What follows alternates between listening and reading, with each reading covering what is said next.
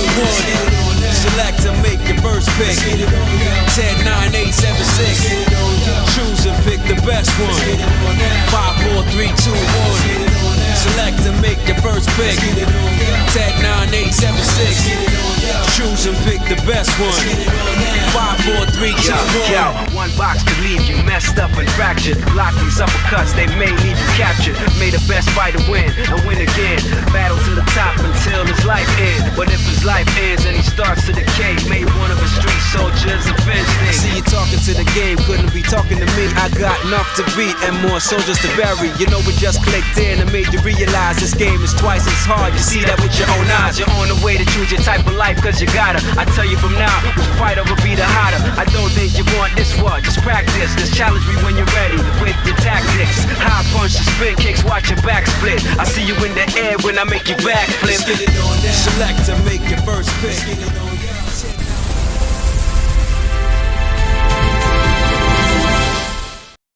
Hello, everybody. Welcome back to Gamer Quotient Gaming Academy. It is July 21st, 2026 here in the U.S. in a little jovial town called Bellingham, Washington, where it is pretty hot. The rest of the country's burning up, and we're slowly burning up with it. So anyway, welcome back, students, faculty, travelers, backlog survivors, and every game still trying to find their way home through a sea of unfinished saves, new releases, and games calling for your attention.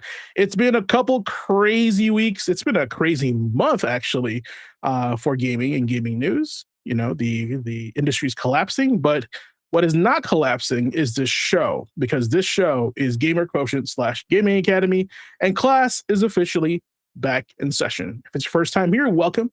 We love to have you here. And if what we're all about here is a show kind of teaching you how to enrich your life through gaming lessons, and so on. So if someone ever told you in the past that gaming was a waste of time, you tell them, hey, Gamer Quotient told me this, and I learned a lot. So go play more video games. All right, tonight's lesson is called, as titled, The Long Way Home. As you know, and you guys may not know, but I saw The Odyssey over the weekend, and it inspired me to do the show today. And we're going to reference it, calling it The Long Way Home. And yes, we're going to take this inspiration from the movie, the idea of the long journey, the trials, the temptations, the storms, the distractions, and the home you're trying to return to. But GQ, what does that have to do with gaming? Well, you're about to find out, because every gamer knows what it feels like to chase that ending, right? We want the credits. We want those trophies. We want that cleared file. We want to play New Game Plus. We want to say, hey, I finished that too. I remember back in the day when I was a kid, I always wanted to brag to my fellow students at school. Hey, I beat that game. I cleared it. And then I knew some friends, I think there's some on the show also, that recorded those endings to prove that they beat those games so they can brag to their friends. So, but sometimes, you know, in life, the real lesson is not found at the ending. Sometimes the real lesson is found in the long road getting there, right? It's about maybe that boss that humbled you, right? That build that failed you, right? The detour that maybe surprised you, like, you know, maybe took a different direction. The game you almost quit, the save file you returned 2 years later. Actually, which is funny because God of War, Dad of War was one of those games for me. It took me literally a year to finish because I didn't get back to it till the next November. The comfort game that reminded you why you started playing in the first place, right? Tonight, we're going to be talking about that specific journey, your journey in gaming. And if you have a journey in gaming you'd like to share, put it in the chat, put it in our Discord. We'd love to hear that from you. Tonight, we'll be revisiting gaming history to Memory Card Chronicles, talking about the games that shaped us, and bringing everything back to our core mission here at Gaming Academy, playing with intention. Okay? Because your backlog is not your homework. Your library is not a chain, and your hobby should not feel like a race against the internet. Every gamer has their own Ithaca, a place where they're trying to reach, a feeling they're trying to return to, and a reason they picked up the controller in the first place. So tonight, let me ask you this, chat. What journey are you on? What journey are you specifically on right now? What game deserves your time right now? And are you choosing your path or letting hype steer the ship? So grab your notebooks, ready your controller, raise the mast. We're going on a journey. Tonight, we're going to take the long way home, and class is officially in session. But as you guys know, I don't do this all by myself. Let me introduce you to the faculty, aka the crew of this ship. Let's go ahead and introduce the guys here. All right. Welcome all. Yeah, Come that on, makes all sense. aboard. You gotta start it off like that. There we go. All right, guys. What do you do and what do you do here? That was a really good Arnold. I didn't even know you were capable of that. Can you do it again? Just so What do you everybody do else and what do you do here?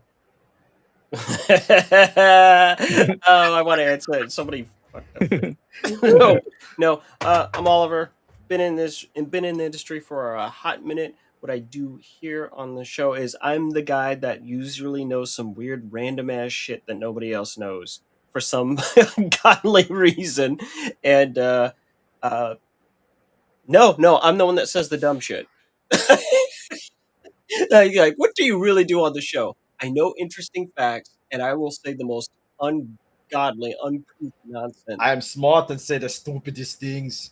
He balances it out, right? He'll say some really intelligent stuff and some random dumb stuff. Right? I'm the scales, right? There you I go. maintain the balance of the universe, right? Bal- Dumb over Balanced here. as all things smart should over here. be. Right, exactly. Now I got to kill half of all the sentient beings in the known universe because it's just like that. You know, I could segue that into Marvel superheroes. Like we could run with that for a while. We won't, but I mean, it's all tangentially related, so we'll take it. Ace, tell the people about yourself. So, yeah, ladies and gentlemen, y'all, if y'all don't know me by now, y'all have probably heard me hollering the last few days at both Sony and Nintendo, but hi. Ooh, yeah, no, he's been heated. I Oh, see yeah. it. I feel bad for Blazing their Ace social Nelson. media director. Oh, yeah. But to introduce myself, I'm Blazing Ace Nelson. I am comparatively the industry outsider. I'm the one who, compared to the rest of the panel, actually stands a little bit closer to the consumer side of the counter, largely because the closest I've had to working in the industry is maybe writing one or two bylines in an online magazine. But other than that, I used to run an arcade, and I used to be a frequent customer of that guy over there off to my right. So he is the people's champion. he literally is downplaying himself. Okay, he's tricking himself.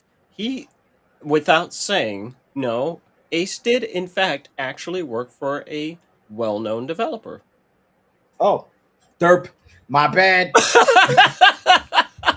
He wanted to like erase that. that from his memory banks.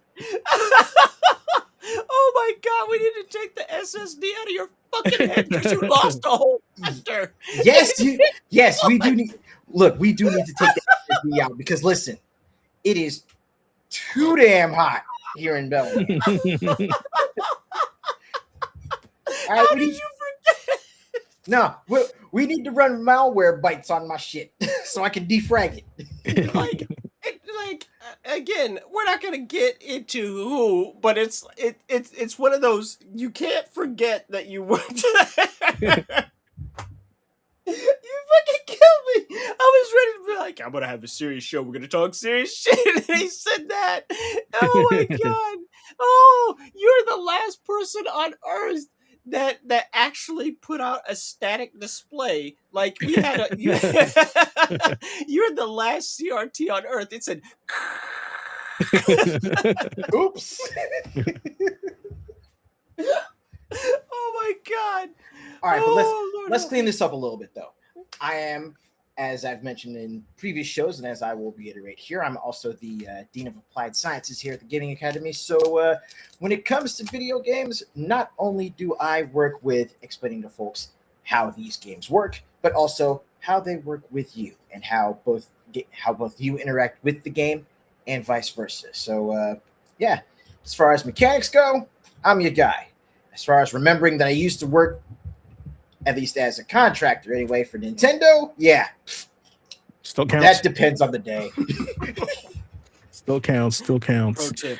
They're all contractors at this point. Everyone's a contractor. Brother. No one actually works at these companies. Just the specific degrees of how attached you are to the company. So Ain't that the truth? There's no. Look, okay. Here's the truth. There's only actually like 2.5 motherfuckers that actually work on video games professionally, right? Like, oh no, you are employed here, and that's Todd Howard and Shigeru Miyamoto. Everybody else, Guaranteed. you're like, that's it. Everybody else is very transient at this point. Yeah. Questionable. Oh, They're like, do you really work here? Okay. All right. And I am the headmaster of Gaming Academy, and I'd say the glue that brought everybody together here for this wonderful show to be had. We're going on 2 years now, almost 3. So guys, it's fantastic. We're getting there. We're getting there slowly but surely.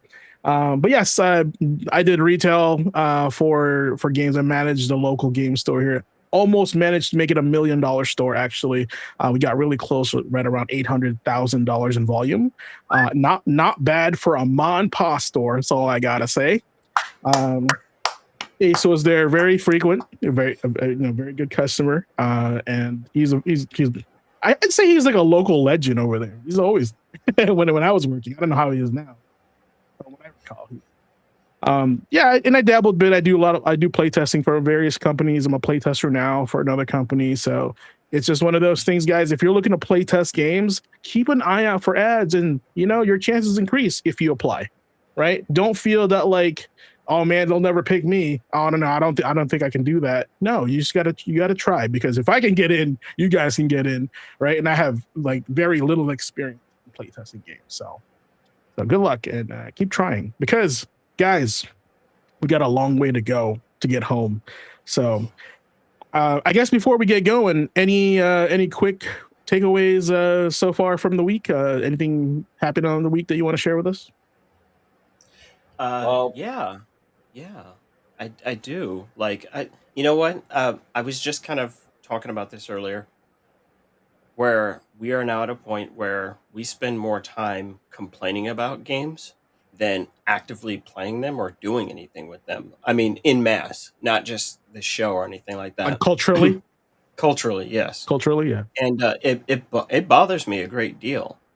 So I want to make it a point to take more time to enjoy games, like just on all fronts. Like if someone did something cool, right, and you're going, man, that's a cool creator, right? Like, I don't agree with everything you're doing, but I really like the games that you make. I like that you're thinking differently, right? Or just if you just played a game and you were just happy and satisfied, point that stuff out to people. So this is me doing my part, and just learning how to get out of the way and let things be is so important. Before my kid was born, and I hope Nick's listening. He couldn't be here tonight, folks, but I hope he's listening, because this is going to be the path he'll be going down too. I had a dream before my kid was born. I was like, man, this is going to be so cool that I'm going to get this opportunity to sit down and play these games and share that experience with him. And so I've been really slowly stockpiling games and hardware just for him, so that he can begin his own kind of journey through the game space. And for basically just most of his life, it just didn't take. It didn't take. And I found that the more that I pushed the issue, the more resistant he was to it, until I had this epiphany, right? And I went and got him a NES copy of Super Mario Brothers standalone by itself, without Duck Hunt, without World Class Track Meet. Did like a week and a half ago. Which is a more rare copy, by the way. Yes, yeah, it definitely is. You can get the version with World Class Track Meet, Duck Hunt, and Super Mario Brothers. It's $5, right? If you just get the standalone Super Mario Brothers, that shit was $20. I was like, that's understandable. I was like, because I mean, everybody had that. They came packed in with the damn console, right? Mhm. So Yep. it's really easy to get your hands on it. And then I got smart. I was like, why is this not working? How come he's not understanding? How come? And then I realized, I was like, my son cares about my opinion so much that he actually gets nervous. Like, he's got the classic, I want to make my dad proud, right? And I realized that that was the thing that was getting in his way. So I took the bootleg Nest, boom, sat that down. I got a cute, super cute 10-inch TV, not monitor, a TV, and I just, boop, I set that up, plugged in that Super Mario, and I walked the hell away. I walked away. My wife was like, "What are you doing?" I was like, "No, I'm the problem. So if I want this win, I need to not be there so he'll just explore naturally on his own without putting unnecessary pressure on himself." And I said all that to say this. Watching that kid make it through 1-1 on his own was one of the coolest fucking things I have ever seen in my life. Like, because he got there, and once he just kind of understood the general flow of the button presses, and I'm watching him do the run, and I didn't want to say shit. I was sitting there, I was sweating bullets. I was like, oh, is he going to jump? Is he going to do the damn thing? Hit that flag.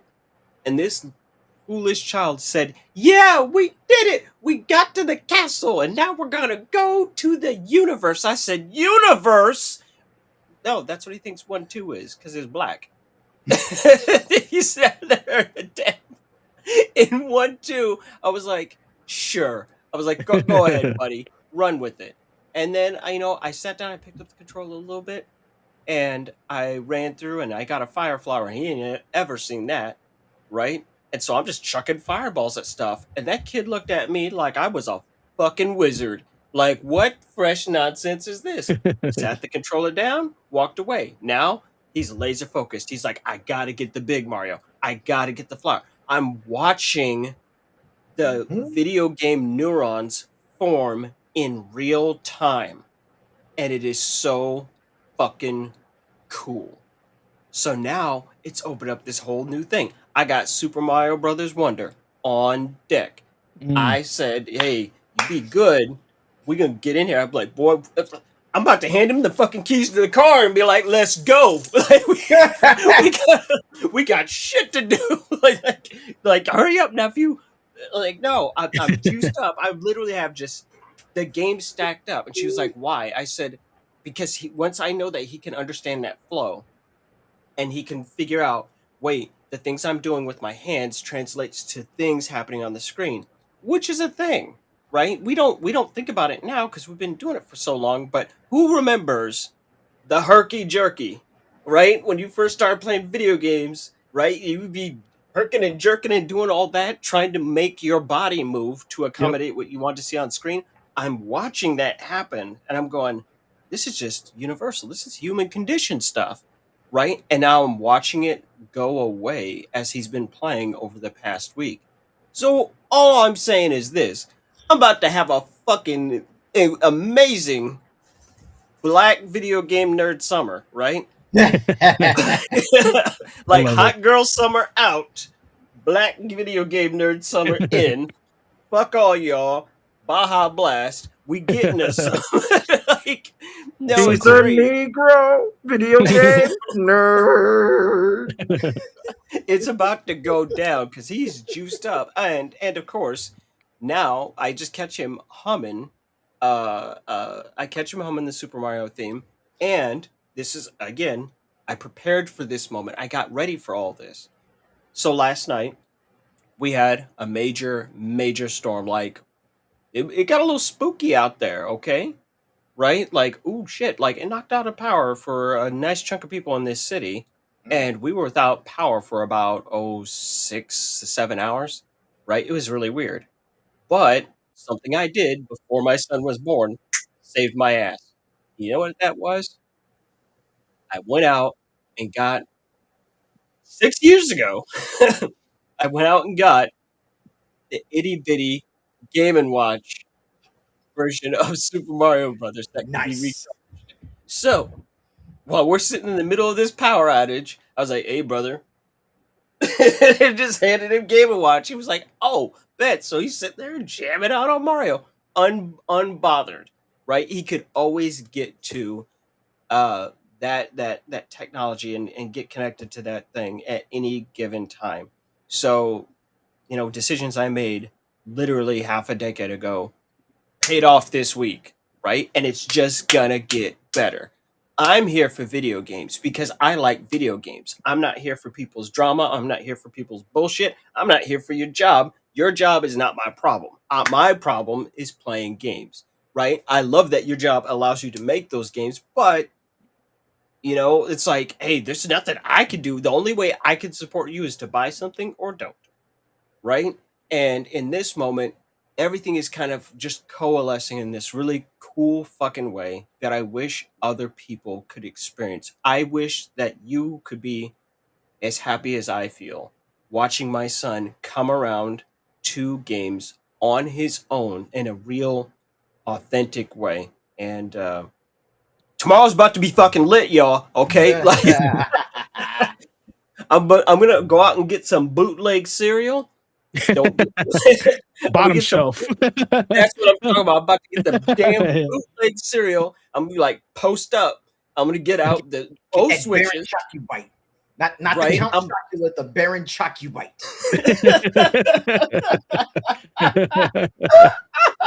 That's crazy. Now, who's the one saying dumb shit this week? It's not even Transylvanian. It's just general Romanian. You're like, well, yeah, that's technically. It's not even Bela Lugosi. Oh, He also fuck got It's Leslie Nielsen. Yeah. Leslie Nielsen and Dracula dead and loving We gonna get the bootleg cereal.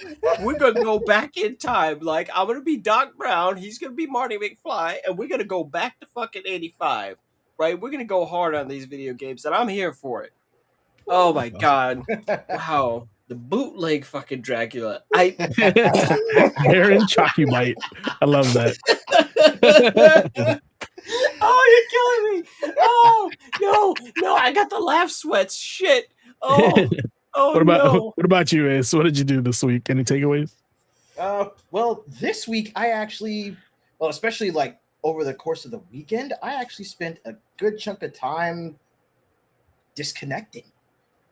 Like over the weekend, I rolled down to Seattle because I had a couple of friends that wanted me over, and plus one of my cousins actually came out to visit. So we were chopping it up. I rolled down to the shore over at Alki Beach, and it was a nice weekend to just get out and enjoy the weather, and again just be offline for a little bit. Yeah, it's always good. It's always good to disconnect. Get away from the internet for a while.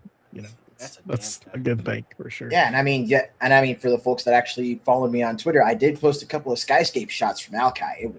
It was gorgeous out there that day. I have noticed that you've gotten into sky photography lately. What's up with that? More getting back into it recently. It was something I used to do a lot. Well, I want to say, especially during the pre-Gamergate times. Secretly, he was just playing Boktai. Before times. That, you know what? I believe you. You made that up, and I believe it. I know you made that up, and I 100% believe it. But real talk though, like I used to travel a hell of a lot more than I do these days, especially flying, like going back and forth between Washington and California and Arizona.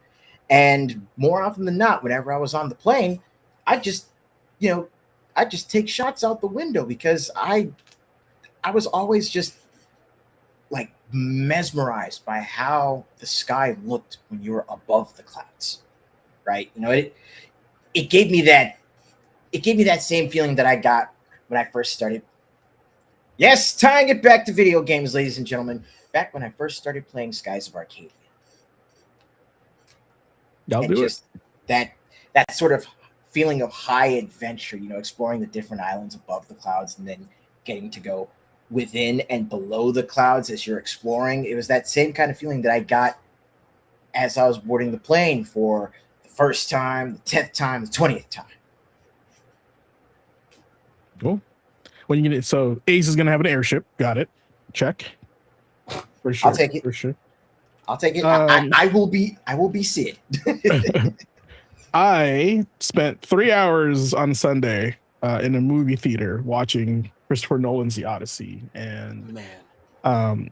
I just well, I'm the type of person where when somebody tells me something sucks, I want to go see it for myself to see if it does suck or not. I don't really believe people. Like, I want to believe it for myself because I believe that everyone's experience is different, right? And it did not disappoint. It Oliver and I were toying on the idea on the internet on Twitter that it was designed to be like a play, and it's a beautiful play. I think what really resonated with me the most is really just it captured the energy and the spirit of the hero's adventure, right? And because I'm huge on Joseph Campbell, right? And so seeing the Odyssey and like an updated film with one of my favorite directors, I thought he captured every moment of it. Like there was certain portions I was like, oh, this is the part where this is him fighting the gods. Oh, this is him fighting himself. Oh, this is him fighting man. So there was like a lot of that in that when I was watching it. I was really loving it. So if I'm hearing this right, Christopher Nolan's The Odyssey could technically be called the Odyssey New International Version. I don't even think it needs to be called that. Like why? Ace. I literally fucking said that to Pete. I'm not even bullshitting you. No, you got it. It's like, oh, it's the yes, that is precisely it's the NIV. Word for word. Word for word. That is exactly what I said to Pete. Sure did. I love it when we share the same brain cell, but it's not even on the same day. Oh, yeah, I mean, it's definitely like there's a reason why. There's a reason why we shared that same brain cell, because that's the one that was the brain cell that told him that, oh yeah, you worked at fucking Nintendo. We occupied that temporarily. That's what. And there you have it, ladies and gentlemen. And that was it. Like I said, I just like what Oliver's saying, I ignored the noise because there's a lot of noise out there about this movie, right? Just watch it, go see it for yourself, make your own opinion on it. And if it's right up your alley, it's great. If it's not, then you don't like it. So don't let other people's hate ruin it for you, right? And just go get it. What's super important about what we're saying here, I can take that and can encapsulate it down into an idea that Ace has heard me say, and a lot of the people who now tune in have heard me say for years.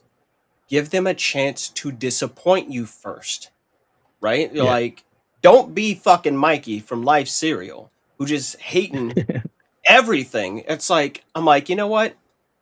This guy hasn't burned me from the beginning. I think there's only maybe 2 Christopher Nolan movies I don't like, one of which is Inception, right? I'm just like, oh. But just looking at this, I was like, this doesn't seem right. And we can tell you the following. A single screenshot does not capture what Christopher Nolan is doing. And the trailer truth literally does not capture what is happening in this movie. It is an untrailerable movie. And then just looking at it, I was like, all of these actors, I'm like, what's weird here? What's weird? And here's what I picked up. And I was like, no, all of you have theater credits. Oh, you picked theater actors. Oh, this is a damn play.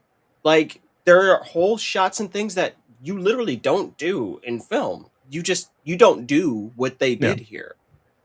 And even the dialogue is the NIV thing, like Ace said. It's like, yeah, it's the new way of saying it. It's when they say, so there's a couple of things going on with that.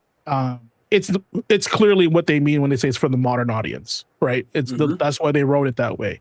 So I did read recently that like modern media is written specifically differently, and I'll context it with this. It is in the first time of human history, guys. Human history, chat. Human history, not like 2020. In human history, the next generation is more stupid than the last, right? So with that said, it has to, our culture, our pop, our art has to adapt for that, right? So maybe it's not in your wheelhouse, but there's a reason why they're doing that. They're writing movies and shows in a way where, and I kid you not, read this, said low attention spans and needs to be heard and understood while not looking at the screen. Crazy, right? But hey, it's true. When you're watching a show, you probably have another monitor or you're on your phone while that show's in the background. And so they write these shows now because of that specific habit, right? And it's not across the board just yet, but just know that that's what they're thinking when they're writing these shows now. And that's why the dialogue sounds like that sometimes. So And it's just what's, the nature of culture. what's super interesting is that to really soak in the Odyssey, right? Like Christopher Nolan's Odyssey, you really have to pay attention. Like you actively need to be watching because there's a lot of subtext that happens that isn't coming up in text. And Yeah. I know we're about ready to move on, but everyone in my house wanted to not like it. And then we're like, this is solid, right? And you're going, oh, this is solid. And we're realizing, oh, this is just a play. This is just a filmed play like Romeo and Juliet with Leonardo DiCaprio in the 90s. Yeah. Dude, Right? that's where my brain went to when watching that, right? Because if you think about it, they weren't flaming Mercutio back then for his identity, right? Yep. So why now? What's the difference? Nor right? But Tybalt. then, yeah. Right? Oh, is that Tybalt? Sorry, yeah. Mercutio was Tybalt, Paul who Rudd. is- Right, yeah, or no. He was Mercutio was Paris.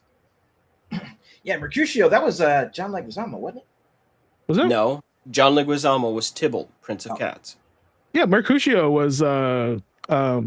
They casted him as like a Jamaican guy. Yeah, Right? Yeah. So I was yep. like, so if nobody, I didn't hear anybody complaining about that. So what's the difference now? But then I was like, oh yeah, it's like a play, and anybody, and this is why I made my quote on Twitter. Even I Yep. played John Wilkes Booth in 8th grade, right? Right. So yeah, like, no, I do not look like John Wilkes Booth. No, I did not try to kill the president that freed the slaves, right? Like this is context is important. And I think the final thing I'll say about this is that the context was like or us, like kind of knowing that it was a play was integral to understanding the film, right? Yep. And at the same time, post movie, I did find out it was based off Emily Wilson's The Odyssey, not necessarily the older version. It's a newer translated version that actually comes from a different perspective. Right. So it's important that we know those things because we have we will have different expectations if we don't. Right. So I think that's just it helped me enjoy the movie more that I knew those things afterwards. And just final note for the big picture, Christopher Nolan was like, we need to bring this back. People need to know about this. Now people are talking about the Odyssey. People are going out and they're buying the various translations of it. They're buying books. People are actually actively sitting down and reading. So whether you like it or not, he accomplished his goal, which was to get the Odyssey back into the general public mind, right? And Yeah. I consider that a win, right? win. If his goal was to get you to talk about the Odyssey. I hate him and the Odyssey. You talking about it though? So it's like, oh, you play right into his hands, you goof ass. Like, and that's it. Trap card has been activated. He did. He did the box, the cardboard box, and the fucking stick, and just got him. Like, ugh. Unintentionally too. He was just trying to make a movie, So He's But trying with to make a play with weird him. with that said, man, lead us into our next segment here. Okay, so it's about that time, kids. We are going into the super duper. This is the super HD remix of of Memory Card Chronicles. In Memory Card Chronicles, the panel will take the class on a trip through an entire week of gaming history. Each day of this current week features a game handpicked by one of the panelists. Together, we revisit 7 days worth of legendary releases, seismic industry shifts, personal stories, and the moments that made gaming history unforgettable. All right, So- here we go. We're going to go straight to the big boss. that is an audio cue of memory right there. Right of- there. Yeah. It takes us. Take you back. All right, let me share my screen here because we're gonna go back in time and show you a game that I was like, wow, the box art to this is insane. And where did it go? Oh, there you go. I'm not box art. Yeah, you are. You are now. You're like, you know what? You do look insane, so that's all good. All right. No, Let me I'm bad grab. box art Terry Bogard. Let me grab the box art here. Wow, did you call yourself bad box art Terry Bogard? Yes, Like I Mega did. Man? That's the most amazing thing I ever heard. Okay, so this guy came out on July 19, 1991, right along with Final Fantasy IV, Star Ocean in 1996, and Final Fantasy X. Clearly, I picked the superior game out of all of these. So, Oh, and I Um, do remember seeing this box in like like around the time when it came out. I do remember going to KB toy stores quite a bit and seeing that box on the shelves. this You haven't played guy, this? we need to find out who the artist is because he's made majority of the Konami box arts, Ninja Turtles, Contra, Gradius, and man, it's like very striking and it's very like unique from what I remember, right? Because this is like as a kid, I went straight to this box art because it's pretty looking, a light of color, a lot of personality to it, just like the game. So. Let me pull up some gameplay here for this as well. I can't believe Ace, you haven't played this? Actually, no, Oh, my goodness. No, this is the one. I haven't. Oh, I haven't man. played this because around this time, I was playing Pocky and Rocky. Now, okay, so here's what's fucking crazy. I was playing Pocky and Rocky, and this, like, look, this is his game, but I got a story, okay? All right. Let me give the 5 your fun turn. facts that I have for the Legend of Mystical Ninja. Number 1, it's actually part of Konami's Ganbare Goemon series. In Japan, the game is known as Ganbare Goemon. Yukihime Kyuchutsu Imaki. The Mystical Ninja name was the Western localization branding for Goemon. Ace, what other game is Goemon in that you like so much? Oh yeah, you will find Goemon, aka the gentleman thief Goemon, in Samurai Warriors. Goemon, I would say, is probably the Japanese version of Robin Hood, right? Kind of Doesn't like he that. show up in Persona 5 as well? Yes, he does. Oh, wow, He actually really? shows up as I can't remember for who, but yeah. Oh, like a stand. yeah, he's one. He is one of the I call it a stand because I don't know any better. pretty much yeah. All right. It was one of the earliest SNES games to bring Goemon to North America. The game released in Japan in 1991 and came to the US on the Super Nintendo in 1992, giving many Western players their first exposure to Goemon and his buddy Dr. Ebi Subaru. So that's really I always played the Doctor because he had the funny mustache. It mixes up beat 'em up action with RPG style towns. Unlike a straight side scroller, the game lets you walk around town with an ad to insurance. So and visit shops, play mini games, and buy items, talk to NPCs, and then transition into a more traditional action stage. It also is one of the first couple games on SNES to have 2-player co-op. Player 1 controls Goemon, while Player 2 controls Ebisumaru. That made it stand out on the Super Nintendo because it mixed chaotic co-op action with adventure game exploration. And the last one here, it includes classic Konami arcade-style mini games. So there is a part in the game where you attend a carnival, like as part of this game, and you can play the mini games that are based off of the Konami games. One of the coolest parts is how the game stuffs in playable mini games, just like Shenmue, including the version of Gradius, which feels like Konami hiding an arcade inside an adventure game. And the last tidbit here is the Legend of Mystical Ninja feels like Konami said, what if a beat 'em up and a comedy anime and a Japanese tourism trip in an arcade cabinet all shared the same cartridge? I thought that was pretty funny. I mean, All right. it fits. Like No. honestly, looking at this, I do want to like I'm seriously thinking I'll probably go back and like find all the Goemon games on Super NES, either cartridges or my my preferred method of preservation, aka ZSNES, and just grab these and play them for myself. Like, I highly suggest it. so here's the score, right? If to explain the game super fast, and then my own context for this is that I need you to think of this as being like River City Ransom, right? But Thank then- you for using that brain cell that we're sharing.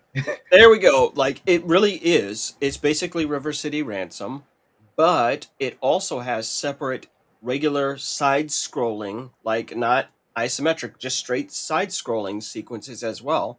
And what's really crazy is like So when River, they so say River City Carnival- Ransom with the like back and forth between stages, very reminiscent of Blaster Master.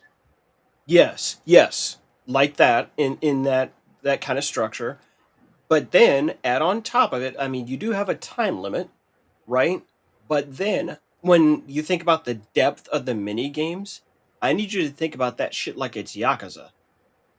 Like, oh, you guys really committed to this mini game. There's an actual full. Yes, it's fucking What? nuts, and this game will beat your ass. Oh yeah, I've it was never not. beaten it.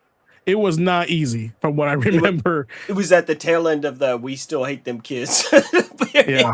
video games. But it's an amazing game. In fact, right here in the video, you're gonna see it. Like, well, right here. So you don't have access to the mini games, right, in this first stage, because that's what we're literally looking at. So my experience of playing it, going in that shrine right there, that's going to take him to the side-scrolling section and the boss. Can you fast forward a little bit to show him? See, now we're in the side-scrolling part It's of flat. the stage. Yeah. And we're going to do stuff. Meanwhile, you power up just like River City and all that other stuff. So here's the context for my life and time of playing this and Pocky and Rocky at the exact same time, right? So I was about 14 years old, right? I had just got done having a horrific accident. People are going to go, holy shit. I severed a tendon in my right hand at this time. I just had an accident with a knife in the kitchen, right? And this pinky completely just, that pinky didn't move. I was like, hey. Like, how you doing? That motherfucker wasn't moving. So after I went and had this, so you were waving high fancy like. I'm saying I was Dr. Evil before Mike Myers conceived of that shit. I could just put it up and it was no fucking thing. But bear in mind, I'm in middle school at this point.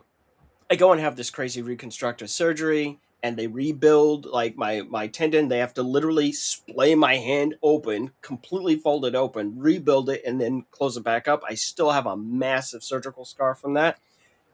But within a week after all that, I had a massive cast that went all the way up. You're like, for your pinky? Yeah. I had to wear a cast all the way up to here. And I got to go have a sleepover at my best friend's house, right? And everyone was really concerned, but he was like, I will watch out for him. Like, I had to be woken up at certain times in the night and all that. And that was my first time getting to see The Adventures of Pocky and Rocky and this, and seeing a Super Scope 6 and playing Mario Kart, Mario Paint for the first time. So I saw a lot of shit that weekend. It was awesome. And this has just been the one that has gotten the fuck away from me, because I'm like, no, I'm a grown-ass man. I can do whatever I want. I ain't gonna let my ass get beat by that game. But now I'm like, I gotta do it. I gotta get back on it, because the stages are so different. They're so unique. This is a game that 100% needs to kind of get the Legend of Zelda Echoes of Wisdom and Jesus, Oh yeah. the Windfish one. You know what I'm talking about. Wind Link's Waker. Awakening. Yeah, it needs that style of treatment, right? Where it's like, oh, okay, having the goofy, the kind of goofy clay characters and all that stuff. The Also- amiibos. I call them the amiibos. That's true. Yeah, no, they're just Yeah. fucking amoeba. They're like, what Yeah. if they were just running around? No, and also, so as you can see there on the screen, Ace, both players are doing things completely separately, right? In these mini games, like trying to raise money and make all this stuff work. Also, wasn't the doctor a big old panty perv? Yeah, he wore like the panties on his like you see his like little mugshot on the upper Mhm. right. He's wearing the panties on his head, and his nose is actually tied where the panties meet. Like that's where. To the best of my knowledge, that's not the case. That's a classic type of ninja mask. It is, but I think I do remember that. But like he was a character, and I think that's why I picked him more, Yeah, he was on more some over than bullshit. Goemon. Yeah. Yeah. It's just a burglar mask. Oh, is it okay? Yeah, it is a makeshift. Like it's some real. You just pulled that one out of your ass type of mask. I don't know Jago's why. nose built around Haposai. That's right. Yep. Yep. Now I remember Haposai in Ramna acting a Uh-huh. damn fool. I know about Ramna one half. That's Come on, right. I watched that shit in the same time period. I was watching that nonsense. Japan was infecting our minds. They normalized some weird shit. They were like, yeah, Plant no, plant some seeds in the future. but everything you're seeing here, all these mini games, it's like you doing carnival shit. Yeah. You need to do all of it. Your ass is always broke. You're always Yeah. broke. That's true. and You're always someone's grinding trying to beat coins. you, Yeah. right? And then That's- you go that's to the so damn true. fast food shop, right? You're over here like, let me get a piece of pizza, man. I'm out here. It's harder in the streets This is beating a- people with yo-yos. It's a great game. And then, I it's think- one of the all-time great. I think Abisumaru had a pipe instead of a yo-yo. Yeah. That's Yeah. correct. That He was would. his- See, that's the problem. You're literally beating motherfuckers to death with an opium pipe. Yep. Like in Fatal Fury, Ace knows. Ace knows. It's like, yo, is that dude smoking opium? Yes. Yes, they are. Yes, he was. Terrific. Terrific game. Everyone should play it. Go find it if you haven't ever seen it. All right. Who's next? Yeah. Highly recommend. Oliver, it's you with a throwback. So, again, more fun stories. Yeah. Right? Like this is just a really good memory card Here chronicles we this go. week. So again, it gets deep, it's tight, it's personal, right? Bionic Commando is one of my favorite games of all time. It's a Capcom game.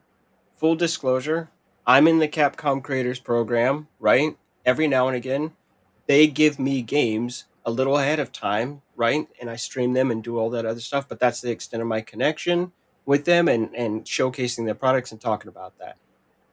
That said, I've loved this game ever since I was a teeny tiny little boy. And it's so damn different. It's a ball buster, don't get it twisted. Remember, we're in the we hate children phase of the of the industry, and Bionic Commando for the NES is no exception to that rule. Right? Just like Little Nemo is not an exception to that rule. You're like, oh, I'll play the cute game, but I'll go to sleep. Them animals will tear you up, man. Right? There's not enough peppermint candy to save your life. That said, the most unique mechanic of Bionic Commando, like literally subverting the trope of 2D games in this time period, is Rad Spencer can't jump. He cannot. This motherfucker is grounded to the earth, okay? He's the most grounded person anyone ever know. He can't jump, but you can use that arm to manipulate yourself around the environment. And so this was a really formative game for me because it forces you to think differently. Whereas if you were playing Super Mario Brothers and you see a pit, you jump over the pit, but you're gonna see right here, you got to do shit like that just to get over the tiniest of spaces. So you learn how to judge spacing differently based on not what you want him to do, but what he can do. And it's just a wonderful game. It has some of the best music you're ever going to hear on the NES, and it slaps. Now, going forward in time from this point in 1988, there was a little bit of a Capcom revival that was happening, and Grin, who no longer exists, did a proper sequel to this game, right? With Bionic Commando, just 2009, right? This did not go over well with people because it basically doesn't play like this at all, right? It's a different kind of game, but yeah, you get to slap people with the bionic arm and all that good stuff. But Grin did something really smart, something just stupendously smart to promote the new big 3D open world Bionic Commando 2009. They did a full remake of this Bionic Commando called Bionic Commando Rearmed, and they even did a direct follow-up sequel in Rearmed 2. But we'll get into that Rearmed 2 problem here in a minute. That said, here's my personal story on it. Again, my kid is, and video games is everything. My 5-year-old can play the entire theme from Bionic Commando on piano pretty much Can flawlessly. confirm. Can confirm, people have watched it happen on stream. He can play the music from Bionic Commando. It's some of the most beautiful shit I've ever heard. The first ever piano recital I had ever attended where you were like, Biocop was the subject. And in a couple episodes back, we talked about Commando. This game right here, Bionic Commando, is the direct sequel to Capcom's vertical scrolling shooter Commando. That's who Rad Spencer is here to rescue. He's here to rescue Super Joe. Because Super Joe from Commando was sent in here to deal with this problem, and they have lost communications with him. And so this homie shows up. That's really a score. He's Plan B. He is, in fact, Plan B. And now that it's been like 17 fucking years, they're like, oh, spoilers, bro. Look, if you didn't play the game from 20 years ago, I don't think you're going to play it now. Statute of limitations. Exactly. It's like, we got to have a cutoff on this. Eventually, in Bionic Commando 2009, Super Joe becomes the villain. So it's like, oof. He did, in fact, live long enough to see himself become the villain. But I have so many great memories of playing this game with my brother and sorting that out and getting our asses beat and trying to navigate the map. And then I jump forward in time and I'm playing through Bionic Commando and playing Rearmed. You know, when my brother had his heart surgery, he was able to play Bionic Commando Rearmed on Steam while he was in recovery, right? Like that, you're like, what? It's like, yeah, there was a lot of crazy shit. Bionic Commando has deep personal relevance for me and my family. And I'm going to be so happy to sit him down in front of it and go get your ass kicked, kid. Dad, help. I won't. You'll like, learn today. You have to suffer. You will put some fire on your shit. Please help me. No. Also, wasn't Bionic Commando like one of the first few games that had like the non-linear gameplay? Yeah, it was really weird because you can tackle stages basically more or less however you want. Like, right? You can do some, or you can do all of them, or you can just not. Like, yeah, go here first, or you can't go here until you get this upgrade, right? Kind of like that. But people will also tell you there's a really important detail. I'm sure you can find it if you just pull up the screenshot while I'm talking about it. This is a game that people definitely cite in regards to censorship. They are not shy about the fact that these are Nazis, right? Like if you just go and, in fact, you just need to see the opening title cards, right? And they had to do it for localization purposes. Yeah. Like, now, that's Mussolini right there. And if you go look at the Japanese version, like, oh really? I can only imagine what that was. Yeah, no, they're fucking Nazis. So that's a big localization change. And two, other big thing, see if you can find just Bionic Commando NES ending. It may be the first time players had experienced true gore in a video game. It's actually nuts. Like, you're like, oh no, that man is fucking dead. Like, his head is blown up. Like, it's like, oh, you blew up Hitler's head. Okay, thank you. Now I'm traumatized. I didn't need it. Capcom was on some different shit. Yeah, Oh, right? and the base mission. And this last part right here is straight up a Metroid Escape. Oh yeah. That Ryu Hayabusa looking dude. Yeah, that's Rad Spencer. What happened to Captain? Oh, it's gonna blew out. Okay, helicopter.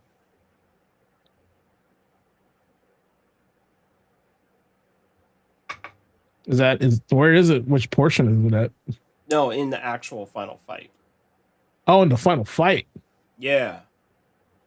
Oh yeah, I think so. It's before Oh, this. that place got blown up. Yeah, that's Yeah. like that's way more impressive than Contra's ending.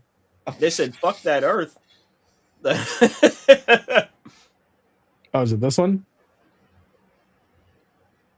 Yeah, should be it. Yep. Fighting a whole ass ship though. You're definitely not fighting something that is, I assure you, not Mother Brain. Is this it right here? Mm-hmm. Legally distinct anti-cortex. Shut up. You said anti-cortex. Oh, she's the worst sister of all time. Oh, she's awful. Every time. Oh, there he is. Oh Okay. God, that was it. Good Lord! You I told detonated you. Hitler's. You just detonated Hitler's head. He had it coming. but But no, still. like the fact that stayed in, but they won't call them Nazis. It was a weird thing. I'm like, no, like Ooh. seriously, this is the first time some kids are gonna see some gore. It's like, yo, his eyeball. Like, why is his eyeball, Mom? Mom, help! So no, it's a great game. You're like, All right. great fucking game. It's a 10 out of 10. Moving on. Ace 21st. So this week for the MCC, I'm doing something a little different to help add a little bit of meat to the proceedings. So, Double impact. Exactly. We're doing double headers for my entries, and it's when you hear about these, you'll understand. So July 21st, today actually is the 21st anniversary of the Sengoku Basara series. Now, okay, I'm pretty sure it is, to absolutely zero persons surprised that is watching or listening to this. I'm all about the three food groups: Mex, Muscle, and Muso. And with Sengoku Basara, this is, this was what I would classify as my first experience with Battlefield action games outside of what was already presented with Koei Tecmo. Wait a minute. Why did I see GQ Asian dude? I'm in the game. Wait a minute. So yes, Commentary. What a character. Oh, I like the lady named Action. but what? There's a What guy the same- named Coolest. No, I'm sorry. Go on. Hold on. This is very Listen, 2013 of me. Yes, it is. But what the Sengoku Basara games and anime, as you can see here, have done is taken the classic Battlefield action formula set up by Koei Tecmo and literally just took all the main characters, all the main generals, and made them into superheroic caricatures of themselves. And in classic Capcom fashion, the action just goes completely off the wall. It's like everything from the character designs to their attacks to even the interplay between the characters is ramped up to 11. Now, taking a look at just taking a look at this footage from the first game in the series here on the screen, I mean, you can already see it. Like, the snowfield stage in this compared to winter stages like the Battle at Okahazama in Samurai Warriors, there's a lot more color. It's a lot more vibrant. And then, you've got characters like Kenshin here, who in the Koei Tecmo games, he's more of a stoic character. He's a monk. Okay, yeah, Good. it's definitely a Muso for sure. Right? I can see it. Because it this really looks to me. I've never played these, so this just eyeballing it. This really looks like Ken's Rage to me. Like, just looking at how the map is structured. Yeah, And what system is this? Is this PS2? this is PS2. Okay. That's why there's 4 guys on screen at any given time. Like, Yeah. that's what we can handle. We have 32 megabytes of RAM. Please be patient with me. I'm stupid. No shadows with each character. But that's actually really impressive. Like, yeah, because what's the release date on this? 2000. 2005. 2005. Yeah, that tracks. Because my stupid ass is looking at the snow, and I'm going, no, like I'm almost certain this is built on the same engine as Monster Hunter would be, because Now- like they started getting really good with snow with the portable games. Now, here's the unfortunate part. This game did release in the States. Oh Yeah. no! It released in the States, Don't say it. localized. Cover your ears, GQ. No. It released in the States, localized as Devil Kings. Not the same game. Really? That's all I gotta say. Like, basically, in order to try and capitalize on the popularity of Devil May Cry, what's the nicest Megamind. way? Megamind. Yes, some Megamind, Galaxy Brain. Like, some legally distinct Megamind decided that they wanted to try and push this game in the West, and with the localization, the names of the characters were changed. A lot of the designs for like the enemies in the different stages were changed, and it, suffice it to say, it bombed. And not a single game in the series had released since then until the PS3 with Sengoku Basara Samurai Heroes. Yeah, we weren't in an era yet where we were ready to like just accept Eastern games as they were. We always had to like Westernize them in a way, right? So I'm kind of glad we're kind of out of that, because Me too. that was so annoying. Like, Scorpio, get out of here, Scorpio, Red Minotaur, bro. What is it? What is this game, bro? They literally forced this game to have the Spirits Within problem, because in trying to marry this to Devil May Cry, they completely stripped the identity of the game itself. yeah, I'm seeing that.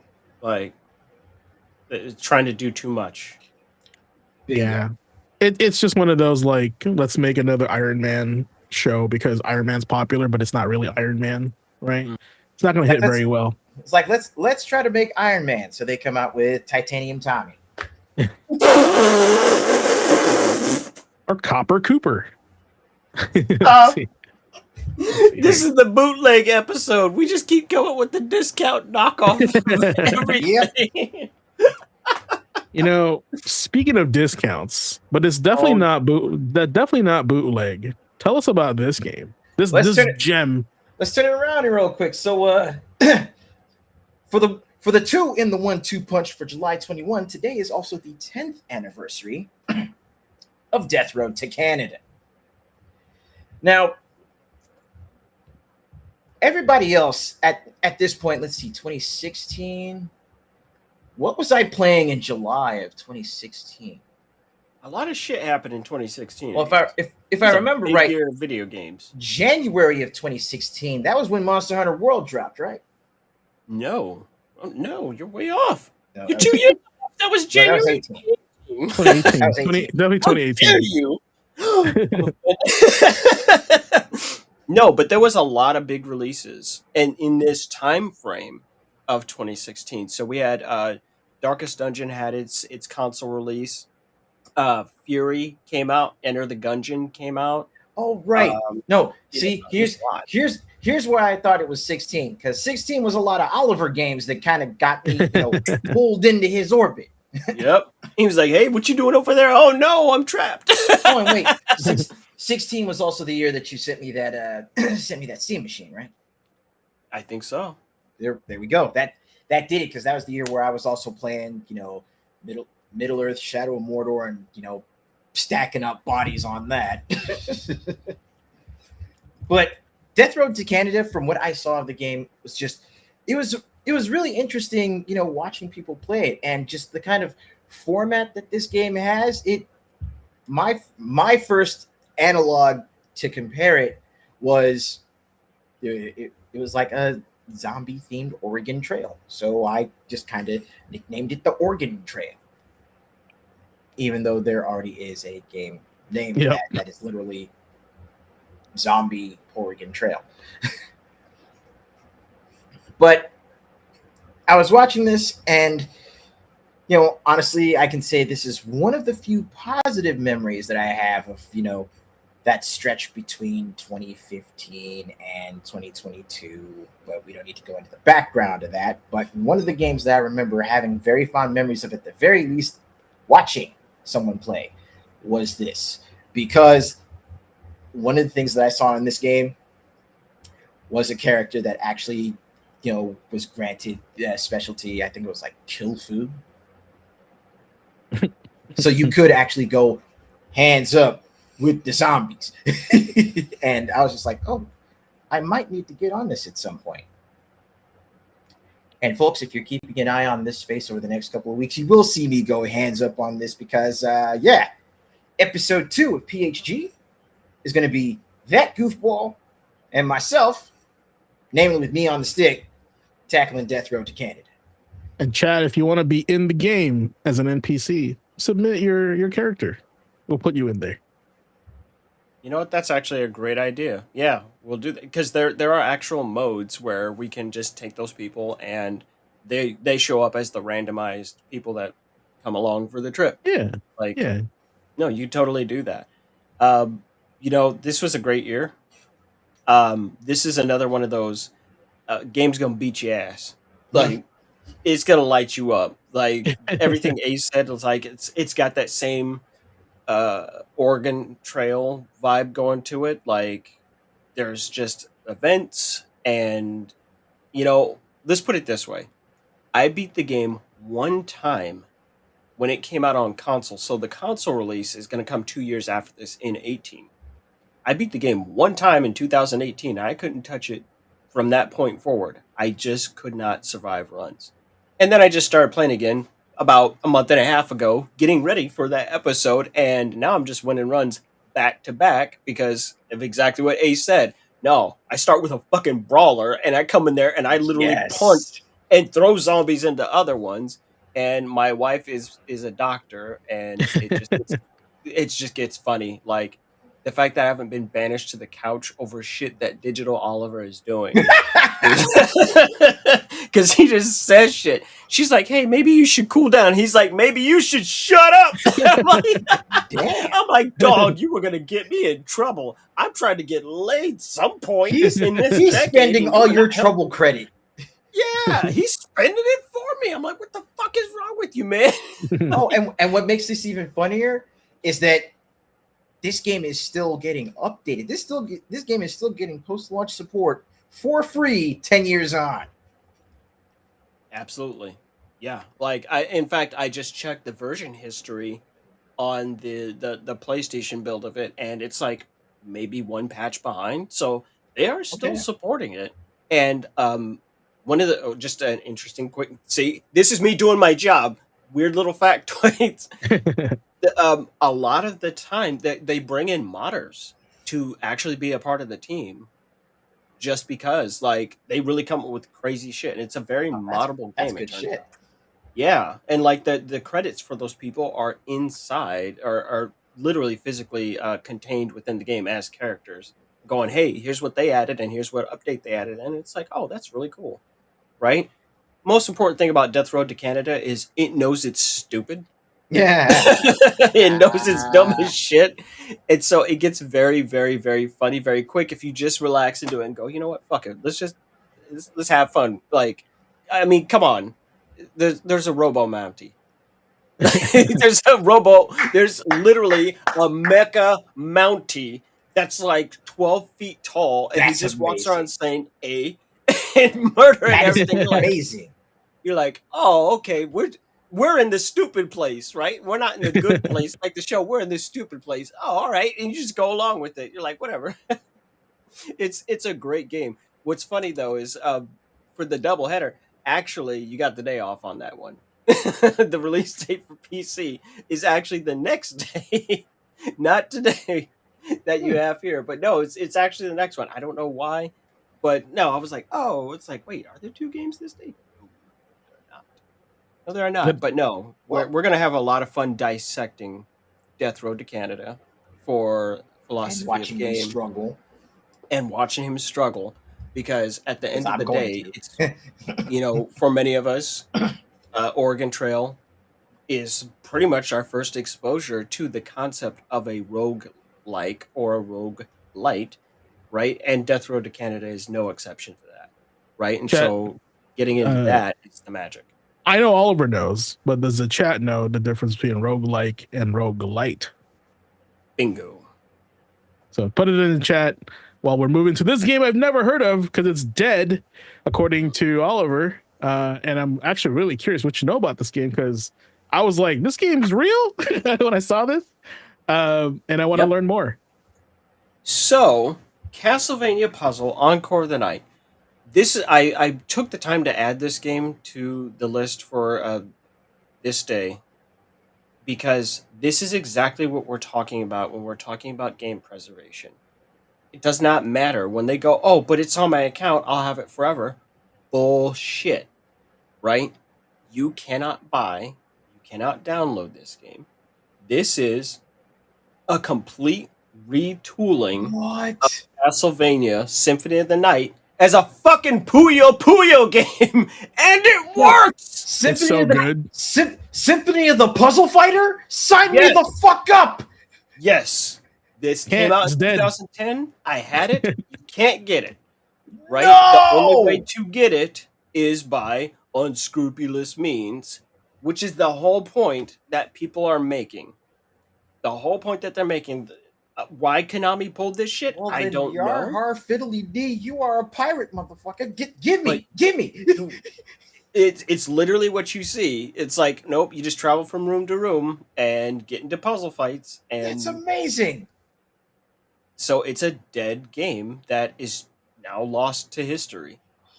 Like, That is. we're all that going, is just wait, sad. what? It's like, why? And it continues to boggle the brain further, right? It's like, oh, okay, look, you see the Facebook Connect there, you could hook shit up like that. You could just do straight arcade, like Puzzle Fighter, right? But story, you actually traverse the castle just like it were Satan. Like, You can be It's- Shaft. Yeah, but you could be Shaft, you could be Death, you could be the fucking succubus. but once like iOS versions, change, tell me more. it's like, oh, this isn't compatible with this version of iOS, and Konami was just like, fuck it, we don't care, and just kind of walked away from it. That's basically what happened. That But then hurts. herein lies the question. Why the fuck aren't you re-releasing this on the Switch? Why aren't you putting this out on PC, right? On Steam. People got Steam Decks. There are plenty of ways to play it. It's not like you're going to have to do a ton of work, but it's right here. And it's fucking rad. It's as rad as you think it is, right? Like, it's clean. It's pretty cool. It's dope. I mean, like it's this- columns with fucking Castlevania. It's great. Yeah. Like, you got super moves that works, you're finding equipment, you're doing everything. They just somehow managed to fold all these mechanics together, and they really do work. See, look, he's busting Death's ass right now. I feel like with games like this, it's either maybe the guard has changed so much that they probably don't even know this is in their vault, right? Or they're just like, it's not enough. We don't. I don't know. It's Castlevania hot right now. Should we bring out this dead game? It died for a reason. So it's more red tape, right? So just more 14 layers of management they got to go through. Of course, I'm not sure the video is showing it really well, but they actually drew brand new sprites for everyone. I can tell it's cleaner. Alucard looks definitely sharper than his PlayStation version. Mhm. So they did something here. They cooked with it, and I feel so lucky and fortunate to have played it when I did. That upsets me. I don't want to see it.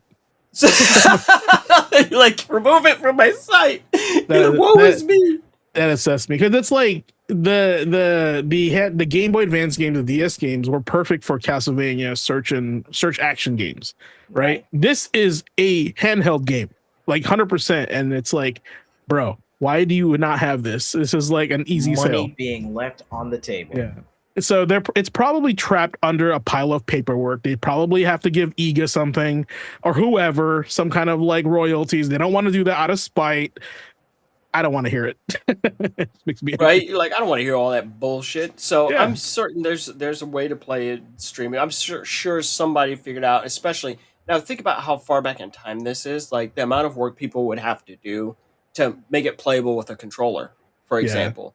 iOS didn't really have a lot of controller support to the extent it does now back in 2010, right? I mean, more often than not, you were either going to play this on your fucking iPhone 4, right? Or on an iPod. And also, I think like tablets were like on the rise at that time, right? Like they were really popping off during 2010 When era. did the first iPad come out? I'm not too sure. All right. While you're looking that up, by the way, yeah, right. You're exactly correct. Same year. by the way, if you guys have a copy of Legend of the Mystical Ninja with a box and a manual, it is $210. Damn! Value. my. If you just have the cartridge, $60. If you have it sealed for some reason because you're a psychopath, $620. Oh, oh! I keep telling people, buy your games physical. Buy your games physical. They're gonna mean something Yeah, in a very It's short period of time. crazy. Yeah, it's Do it, you know- cowards. one of the things that my dad left me as far as like a life lesson was I remember when I was like 12, he was like, "Oh, you like collecting video games?" Because I always say that I almost said tuition, but my allowance money. He goes, you should buy two. Keep one sealed and open the other one. And I was like, Dad, you're the one that gives me the money. I can't do that with what you're giving me. You know what? That's a good point. I just remember Why doing two? that. I was like, You didn't give me money for two. yeah, you give me. You're the one that gives me the money to buy this. He's It's like, going. you so Then- funny. After then his decades save allowance. longer. All right, number three. But- Here, I'll go ahead if you're gonna say something. Oh, I was saying no. You're absolutely right because I'm doing that myself really consistently. Like even today, like I played Cuphead when it first came out on Steam, and then I think I have it on console. I'm not 100% sure on the PS5. I know I have it on PS4, still sealed because my wife got it for me as a birthday gift with the DLC, right? Yep. And I literally just bought it for the Switch today. Right, so I got backups on my backups. Redundancy is king, right? And you gotta stay on top of that stuff, you guys. Like, don't think about today. Think about just 5-6 years from now when we're on to the next thing. Someone somewhere is gonna be interested in that specific thing. Yeah, People and- love looking back into history, and if not- fucks like us do this. I'd say if not for you, think about like if I just want to get rid of this stuff. If you bought it for $20, that shit's gonna be like $2,000.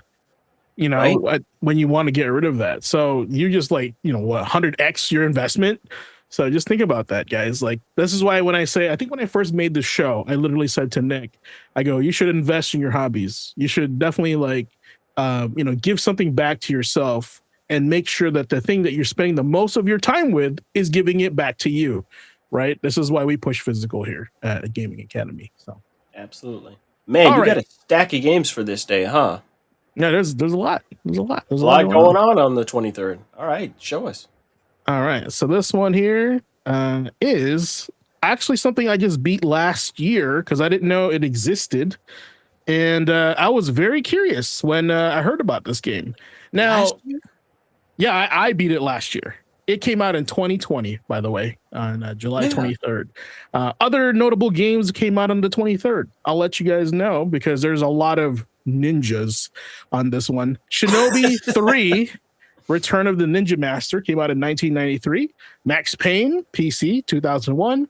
Sengoku Basara 4, Sumuragi, PS3, PS4 in 2015. And I decided to pick Carrion. It was the most freshest one in my head. And very unique. And I feel like Oliver, I like your commentary on games like this. So as I'm showing you guys the gameplay as it starts, let me read you guys 5 fun facts about Carrion. So this is what they call a reverse horror game. Instead of running from the monster, you are the monster. An amorphous creature stalking, consuming, and escaping from the humans who imprisoned it, as you can see on the screen. Oh, Number God, 2. But It's like they took that episode of Ed, Edd and Eddy and ran with it. it's pretty gruesome. I actually rather enjoyed it because it was so different. It was developed by a Polish studio. Carrion was made by Phobia Game Studio and published by Devolver Digital, which is the very Devolver style pairing: weird, bloody, stylish, and instantly memorable. Matter of fact, it blew my mind when I realized this game is just Katamari with extra steps. So Yeah. the creature gets stronger by eating people, devouring humans, not just for horror flavor. It helps the creature grow, gain access to new abilities, and turning game into a mix of horror, action, and puzzles in a Metroidvania style progression. Number 4, the game flips the power fantasy of horror. This is why I said it was kind of different. Most horror games make you vulnerable. Carrion makes you the thing that everyone else is terrified of. The fantasy is basically, what if the monster in the lab escaped the movie and it was a playable character? And that's kind of like the true experience of this game. You are the bad guy. And the last one fact here, it launched into the Game Pass era. So Carrion released in July 2020 for platform, including PC, Xbox One, and Switch. And its Xbox launch timing lined up with the Game Pass visibility, helping it stand out as a unique indie horror title. Carrion is what happens when the final boss gets tired of waiting in the last room and decides to start the game early. So, yeah. So- have any of you guys played Carrion? Totally did. Totally Okay, did. cool. It's super fun to plat for those who love that or getting, all the trophies or achievements. It's Yeah. really easy to do so. Hey, you just played the game, I think. Let me pull a throwback, right? Let me throw it all the way back. Let's jump in the DeLorean. The first thing that it reminded me of is a little game that came out on the Genesis called The Ooze, where it is in principle the same thing, where you are the monster and you're navigating a puzzle-filled Oh, environment. no. Except the Ooze is top down, right? And the Ooze is kind of based on that classic This is great. sci-fi monster kind of stuff, like, oh no, you were covered in toxic waste and now you're just a rolling puddle of shit, and you've got separate, you can control separate parts of yourself and all that, but except in the Ooze it's a man, and he's trying to in fact do the same thing that's happening here in Carrion. You're trying to recover your genetic code so that you can reconstitute properly, right? And that's kind of how that works. Now again, I've got weird random ass facts about shit like this. So the Ooze was worked on, but I happened to I was friends for a very long time with the lead artist on the Ooze, who is also the lead artist on Comic Zone. Oh, Like, sweet. oh shit, right? So these are very familiar mechanics. These are very, very familiar mechanics, and Carrion is a treat. It's a puzzle first. It's not an action game. You really do have to think, but not too damn hard. And it is very silly just to see how much chaos you can cause at any given time, right?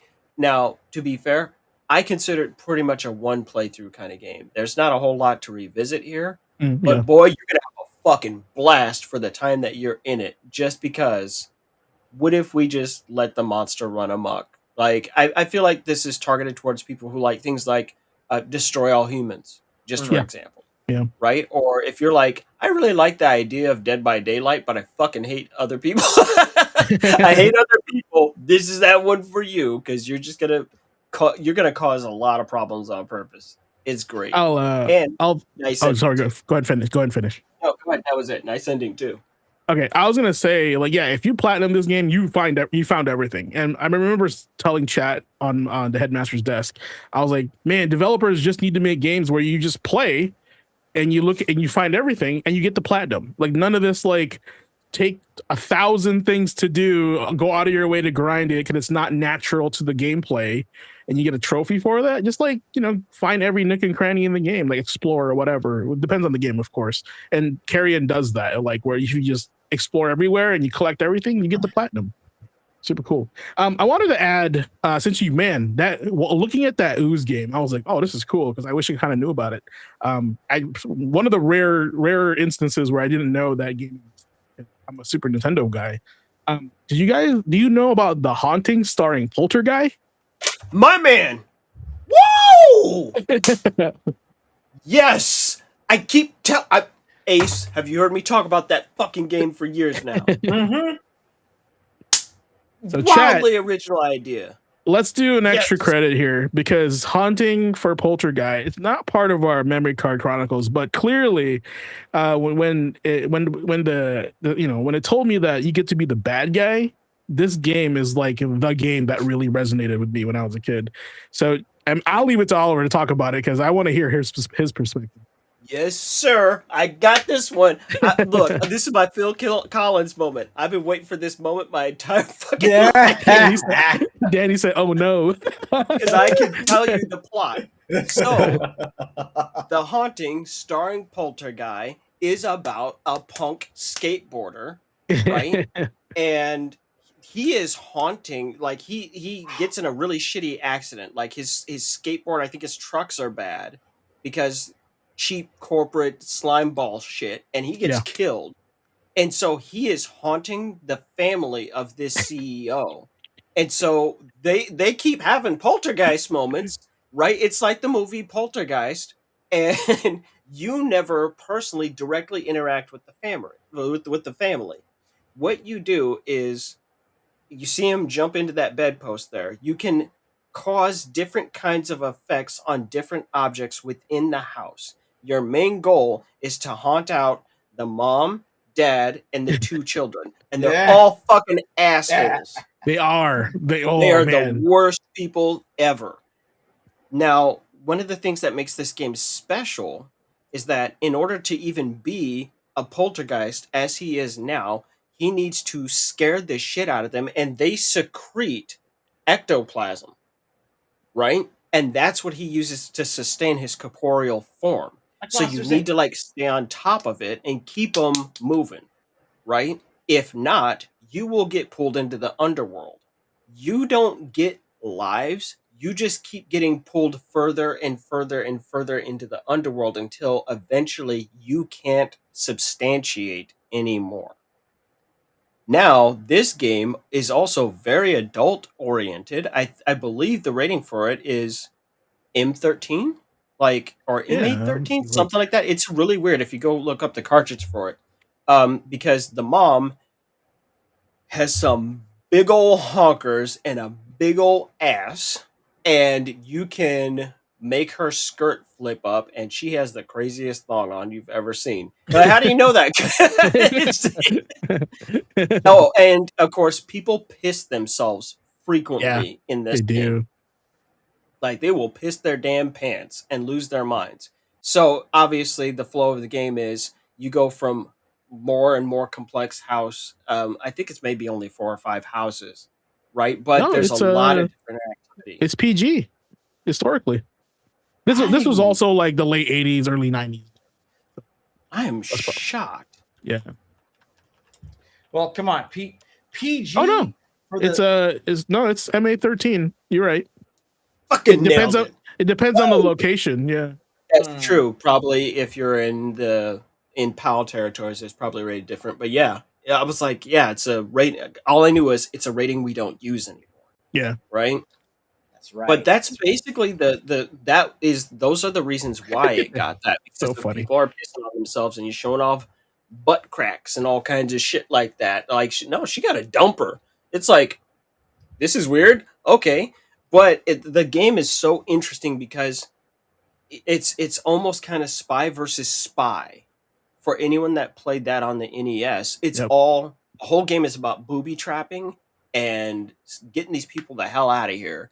Basically, you're more or less trying to kill them. Look, the fucking riding mowers turn into shit. And The, yes, there's combos. I think the difficulty was like the more you get them out of their house, they keep moving to a bigger house. Yep. And so you have to scare them like from room to room now instead of just like one big room, right? Precisely. Yeah. Right. And if That's you can combo and get multiple people out of the house at once, and it's Oh such wait, a no, you unique say concept. scare combos. Yeah. Yeah, Yeah, this you game has gotta so much double it. personality. Man, I love this Why game. Why doesn't this make a comeback? You know why? Because it's owned by EA. There it is. He said Yeah, it. No, but as a concept, choice original. Yeah, it needs to like get re-released somewhere or inspired by another artist or dev team, because this is a genre that hasn't really been like kind of touched yet, right? I feel like this kind of game right now, if they remade this, it would be a friend swap game, right? Because there's a lot of those right now, but like this right here as a single player experience, it's fantastic. It's got personality, it's fun, it's pretty straightforward, and it's actually quite challenging. I don't think I've ever beaten this game because it's pretty hard. No, Anyway, I bonus actually credit. did beat it. I beat it. It is difficult, but it even ends funny. It ends hysterical. Like, And now I want to see you play Haunting on your stream, and I want to jump on that. So, he I'm ultimately all- does everything and gets brought back to life, and he fucking acmes himself to death. What? He Oh, dies really? again like That 5 seconds sucks. later. He's like, "Oh, ain't that a bitch?" All That right, well, I sucks. guess I'm just gonna be a ghost. Great. all right, let's see Right. here. Next game.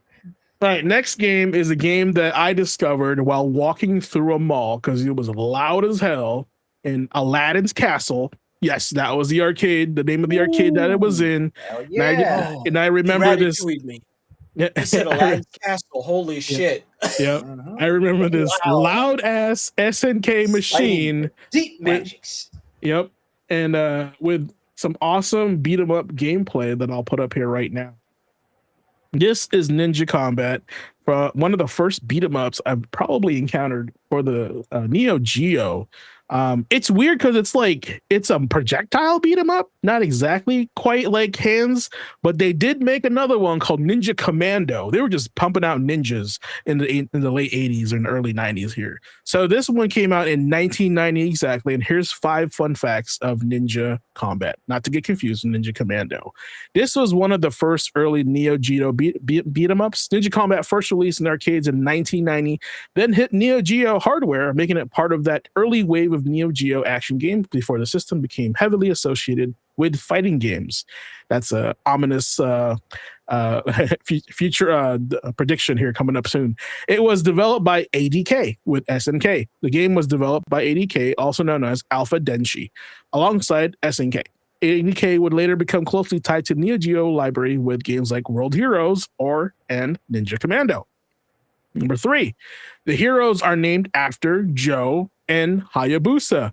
The main characters are twin ninja warriors named Joe and Hayabusa, battling evil ninja clan known as the Kage Ichizoku, which is hilarious because I think Ryo's dad's name is Joe, right? In Ninja Gaiden.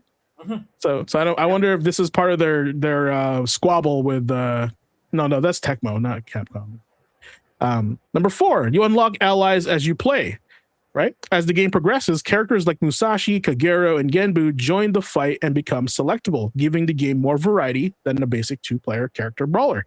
That guy has no arms. That's all I got to say. No arms. And number 5, it later showed up in the ADK collections. Ninja Combat was one of the games included in the ADK Damashi, PlayStation 2 compilation released in 2008 that collected several ADK Neo Geo titles. Ninja Combat feels like an early Neo Geo energy in its purest form, loud ninjas, big sprites, chaotic co-op, and the kind of arcade logic where every problem can be solved by throwing more Ninja Stars at it. So there you go. You beat this guy. Now you can select him in the next stage, from what I remember. So Why does my man look like fucking Rad Spencer from that Bionic Commando footage from fucking 20 minutes ago? What the hell? it's the same. It's the same era. Remember when they were like coding their developers because they didn't want to like poach them. So I'm probably not surprised if they were the same like devs. To be honest with you. So. But yeah, it's just one of the more memorable ones in the arcades. Like you walk by the arcade, you hear like you're storing Ninja Stars, and it's like people dying super loud. So and I was like, I gotta go check out what that is, and it was this game the whole time. So instead of Double Dragon, they're legally distinct. They're twin salamanders. Oh my god! Stop. All right. Anyway, next game.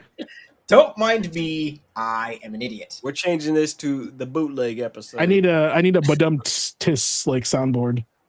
We gotta get on. Get it. Someone get him the rim shot soundboard. Yeah. Well, I got the picture. There you go. All right, tell us about your favorite company in the world. All right, so July 25th. Now, the thing about Memory Card Chronicles is, it's not just that we're talking about games that made an impact, but, as I'm sure you've been hearing from the guys, this is also about games and industry events that made a personal impact on us. And Koei is the company that was responsible for games like Destrega, for games like, and for games like, of course, Neo, but also Dynasty Warriors. And, honestly, without Dynasty Warriors, let's just be real, I wouldn't be the guy that I am today. And it was on July 25th. We're looking at what? Jesus, this is back in 1978, so 48 years ago. 48 years ago, that was when Koei was founded.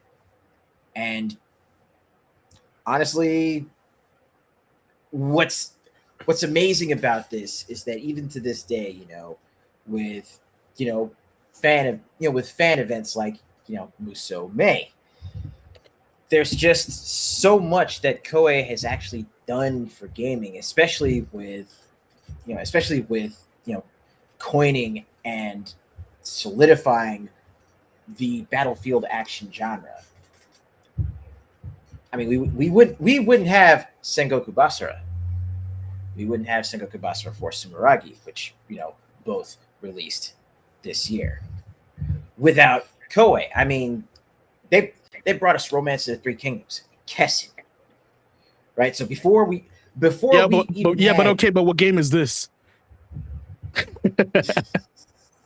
Oh god, Oliver, do you know? Let me see. Wait. This isn't. This is Aerobiz. I was gonna say. These are all Koei games. I'm like, we went from Knights to fucking planes, and I was just lost. I was gone. right? I'm like, nope, you lost me. I thought I was like, Go ahead, Nate, sorry. ass turd. So. But yeah, I mean, even before, even before the Muso stuff, again, there was the Romance of the Three Kingdoms games, which were a lot of people's first exposure to the, ROTK historical fiction novels. So, fiction? That was real. Said it was real to me, damn it. But Koei's influence on the industry just goes back so far. And I mean, let's face it, I am still comparatively young when it comes to, my experience with Koei games. And this is even before their merger with Tecmo. I know this one. Sorry, I'm going to start naming off games that I'm familiar with. This is PTO, Pacific Theater Officer, I think. Mm-hmm. Just think of Three Kingdoms, but World War II and Japanese side. All right, works for me. So Koei was already doing their thing. They had already established a sort of pattern for how they would develop their games, because they would settle on one particular genre that they were really good at, and then they do their spin-offs. So you've got PTO, you've got Romance of the Three Kingdoms, you've got Kessen. Andre, that's Tecmo, buddy. A couple of those games are Tecmo. Right, and then later when Koei would actually merge with Tecmo, that's when we would get Atelier games. That's when we would get DOA. That's when we get the more modern Ninja Gaiden. And of course, what is this? Acquiring Tecmo, they would also acquire the rights to Monster Rancher. Man, you and your love for Monster Rancher goes back as far as I've known you. And frankly, no, wait, wasn't there a new Monster Rancher game within just the past few years? Not a new Monster Rancher game, but Monster Rancher 2 DX. I think you're thinking of Slime Rancher. That's the newest one, I think. No, Monster Rancher 1 and 2 were re-released on the Switch and on Steam. Oh, thank you. All right. Yep. Because I was I could have sworn they had to change it because we're not doing disc. What is this? This was cool. But yeah, you said it was on the Switch. Mm-hmm.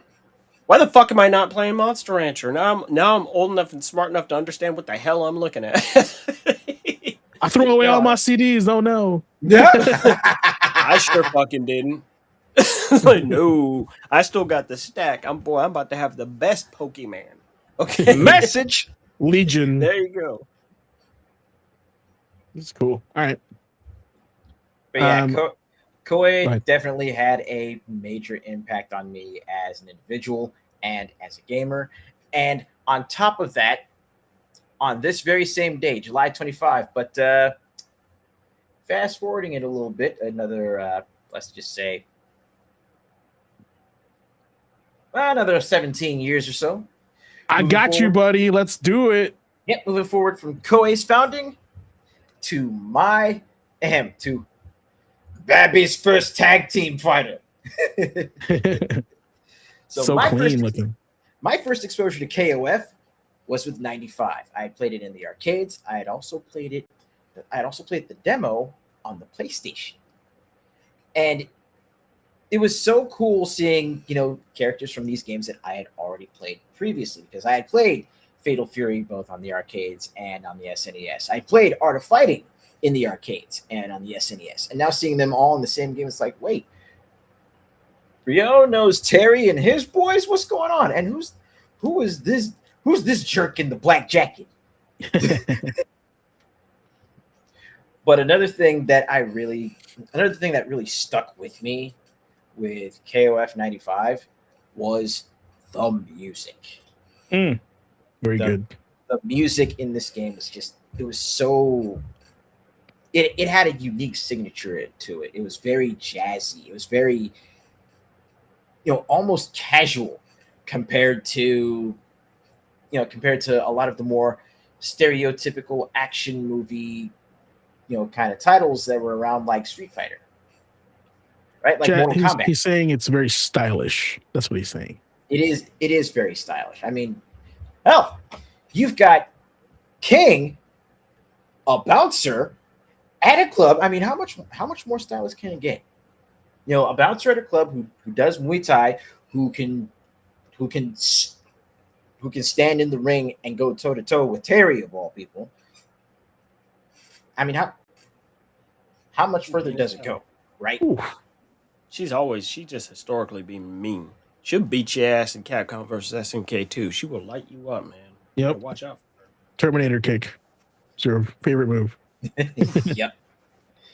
But this also being my with this being my first introduction to KOF, it introduced me to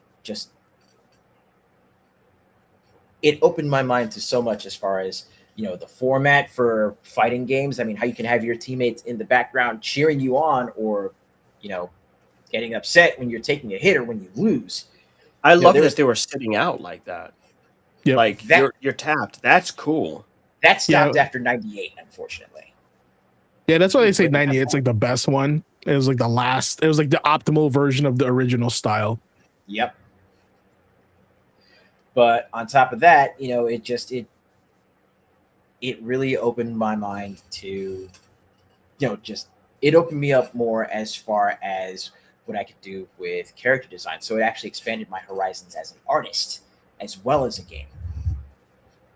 So, you know, two pivotal points in my life just so happened to coincide with the same, you know, with the same checkpoint on the calendar, July 25. I don't think I have. Did 95 come out on PlayStation or was it 94? 95 came out on PlayStation. Actually, I think 95 and 96 both came out on PlayStation, but 95 and 96 also came out on the Game Boy. Yeah. I mean, I have a copy of 99 right here, but that's a way out. So, and it's weird because like they were produced by Age Tech. It wasn't like an SNK direct. Like they were the ones tasked to like shrink it down. So, Right. If I recall. And even in shrinking it down, it still plays. It's still even with the load times, it still plays pretty close to the arcade. Yeah. This game is pretty. Like if you're comparing this to like Street Fighter 2 Champion Edition, because it's like the same era, or Turbo, Street Fighter 2 Turbo. Like this game is like hands down, I think, prettier. Like pixel art wise, like even right now, I would argue that this competes with modern day pixel art, like from other creators, indie creators. Like it's so clean looking. It most certainly competed with Super Turbo. Yeah. Music too. Like look at this, the foreground fog. What the heck, dude? It's so cool. All right, love it. All right, was that it, Ace? You got anything else? That was it. That was All my right. double header for the 25th, KOA and KOF. Not only was it a doubleheader, it was the last game of the week.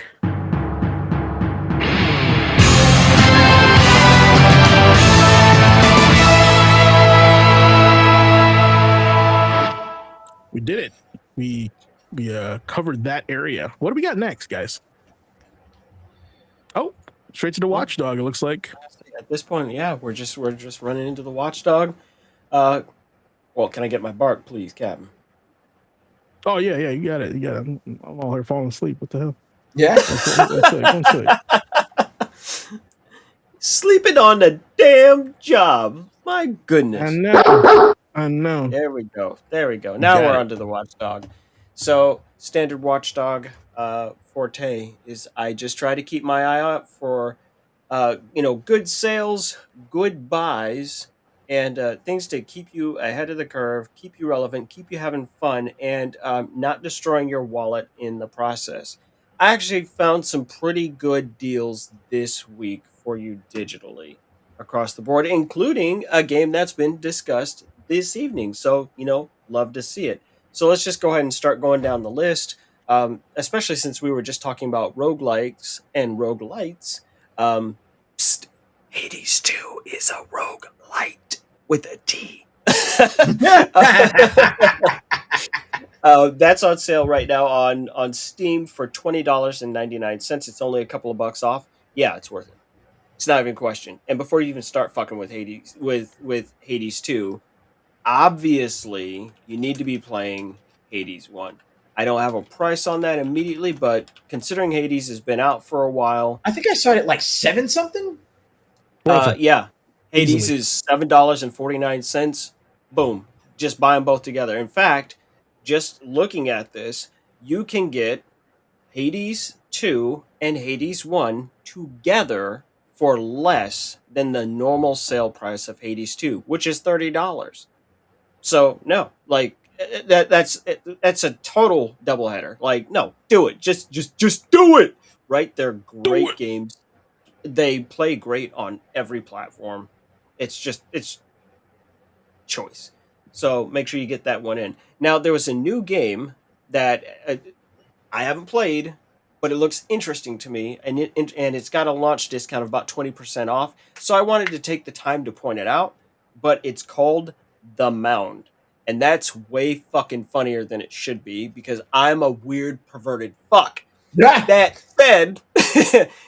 said, it is 4-player Cthulhu shit, and it's called The Mound. and it's so hard to describe. I just encourage you to look up a trailer for it. It's literally called The Mound Omened of Cthulhu, and I Wait, believe it's all in first person. It is this only just came out 5 days or it came out on the 15th. is this the 4-player game where like everybody has their own insanity meter? Yes. Dude, we're playing this. Like, I don't know. Well, we're playing this anyway. You're like, continue. we'll figure this one out. Yeah, we'll figure this one out. I want to play with I'm you. like, it's so neat. And it is also roguelite in its nature, right? We're gonna be taking different paths and different sanity meters. And so one guy could be freaking the fuck out, and we're like, dog, what are you like, what's Yeah. wrong? Like There's nothing nothing's going there. on, Yeah. right? Almost so Not the I bees. saw this What the and I thought of I saw this and I was like, this kind of reminds me of Don't Starve, but not funny and not Tim Burton. And I Yeah. was like, oh, interesting. I'm like, okay, I might consider dipping into that. Like, just as soon as I get my shit sorted out, I thought it was neat enough to look at. So obviously, if we do it as a group, that'll be 10 times funnier, right? Yeah. Like, it's if you don't buy, it's one to keep an eye on. At least keep an eye on me because I'll probably jump in and be messing with that. So that's what I found for Steam this week. Then we're just going into a nice classic set and something a little bit newer. Again, good prices. So on the Xbox Series, we've got the Batman Arkham Collection. That's all 3 games. So that's Arkham Asylum, Arkham City, and Arkham Knight all together, $8.99. Right? Even if you don't play Arkham City or Arkham Knight, you still coming out on top with Arkham Asylum. I mean, it's literally one of the best games of the 21st century. Like it's one of the best games. Like Resident Evil 4 is one of the best games to come out because it changed how everyone else was looking at different problems and mechanics. That free flow combat changed everything, and you're just gonna. That's 3 games in one, right? That's literally look. Let's do the math. That's $3 a game, right? You telling me you don't have $3? Do you know how much gas costs these days, people? That's a Addition- cheeseburger. Right there. Boom. That's a cheeseburger, and we can promise you're going to enjoy this longer than you're going to enjoy Yeah. that damn burger. Yeah. The next is a game that came out relatively recently. Hell is Us. Right, the kind of more modern day Souls-like game in a weird European country, right? That where they're like, hey, we're not going to hold your hand, we're not going to tell you shit, right? So Hell is Us Deluxe Edition with all the fixins is $15.99. So if you still like Souls-likes and you're not getting burned out on them, I know at least one of our guys sat down and took the time and played it. I'm pretty sure he enjoyed it, and I haven't played the demo for a little I played bit. the demo but- too. Yeah. So anytime when people are going, oh, games are 50, 60, 70, 80 damn dollars, and you can find it less than that, you got to take the time to point it out, check it out. On the PS4 and the PS5, even though we are all very mad at Sony right now, regardless, there are a couple games. So, Death Road to Canada, not on sale. It's its standard price, but this is why we talk about it. Like Ace and I really early on, in our old show, we would talk about that magic price point of $14.99. Is that it's the edge of the impulse purchase, but you're also going to get something with substance. And Death Road to Canada is $14.99, right? It's a recommend. Like that's it. Like no, you play Death Road to Canada if you want to laugh. Let's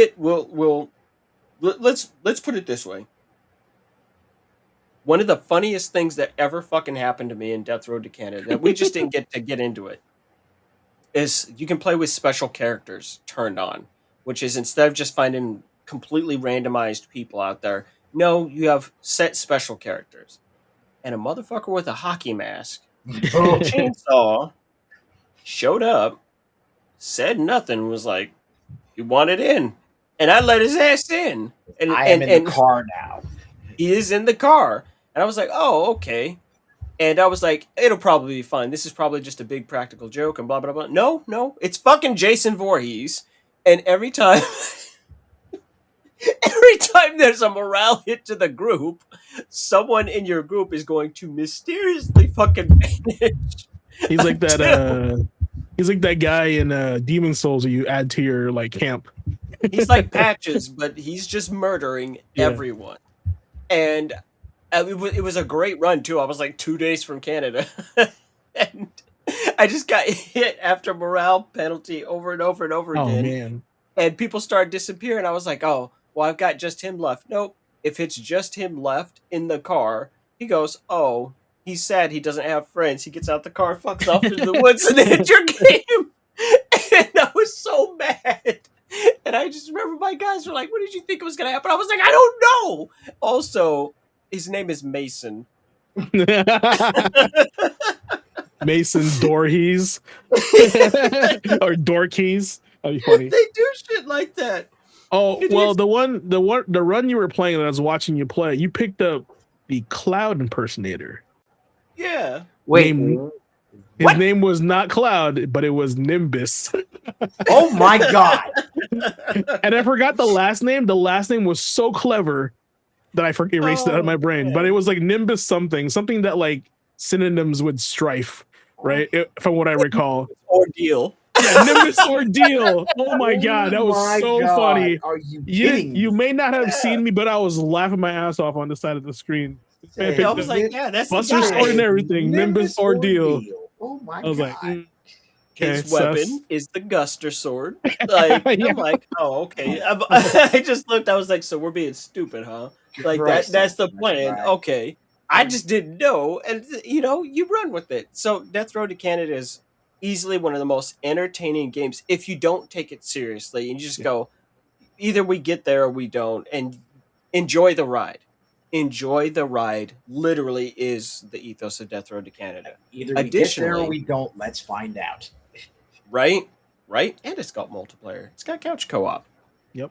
Like it just wins, right? It just works. That said, Star Wars Jedi Survivor, a game that I personally did not enjoy when it launched. In fact, I'm just gonna take the time, and this is a real buyer beware moment. So, Star Wars Jedi Survivor, if you buy it on disc, it is bigger than the install disc, but to be fair, they do tell you that you absolutely need an internet connection to play the game. And it's very upfront. It's not like buried tech. No, it lets you know that to get the rest of the game, it is on there. Or to get the rest of the game, you need an internet connection to even start the game up. That said, if you buy it digitally, you don't have that issue. We are talking about the digital version. Oh, that game is so fucking big. It's like 120 gig. Like, Large. It's girthy. Okay? That's an immediate no from me, dog.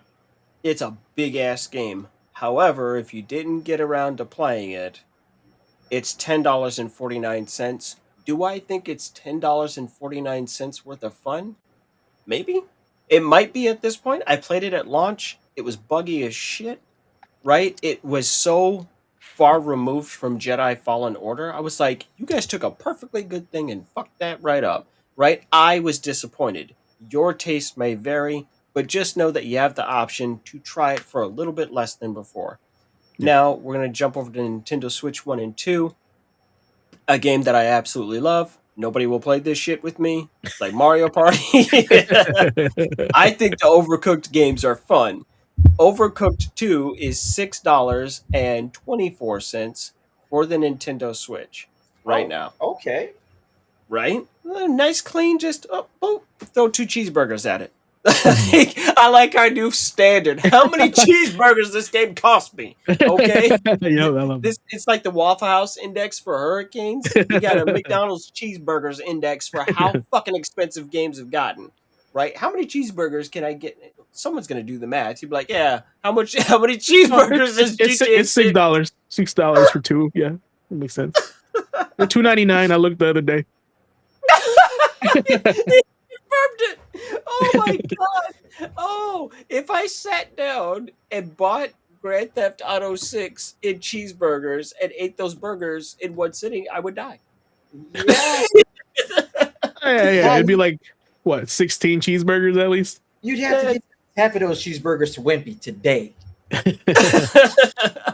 But the other one that's really cute, and I love ending the Watchdog on a we as a company, as a as a industry, fucking hate your guts. Yeah. We even hate your guts as a grown adult. The best collection, A Boy and His Blob collection for the Nintendo Switch. Oh, that's the Wii is- one, right? No, The OG one? the original Boy and His Blob Oh. sequel for the Game Boy are collected together for $4.49. I love A Boy and His Blob purely because of how much it fucking hates you, right? It is so. Well, people are like, Dark Souls is vague. No, take your ass to go play a boy and his damn blob. That's Yeah. vague, right? They're like, maps, what the Oh, it's fuck is a vague. map?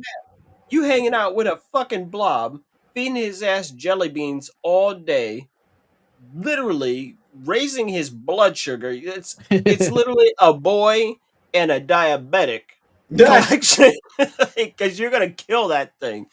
But no, for the people that just don't know about A Boy and His Blob, it's very, very old, and well, it's just that it's a little alien blob comes down to Earth, and you got to help a homie out on what was the name of the planet? Blobonia. Blobonia. I think it's called Blobonia. I think so and, too. and you just got to help the homie get home. My But God, you're it's running Blobonia. throughout a city initially, and there's no real working map. You have to pay attention. The kid is especially fucking fragile, right? Oh, And a bubble will you kill have him. yeah, like bubbles will kill him. There's spikes. You got to do all kinds of crazy shit. But the super cool thing about the game is, it's all about feeding the blob different kinds of jelly beans. They don't tell you what the jelly beans do. You just need to do it through discovery. Yeah. And they're finite, right? So you really can't be like dicking around.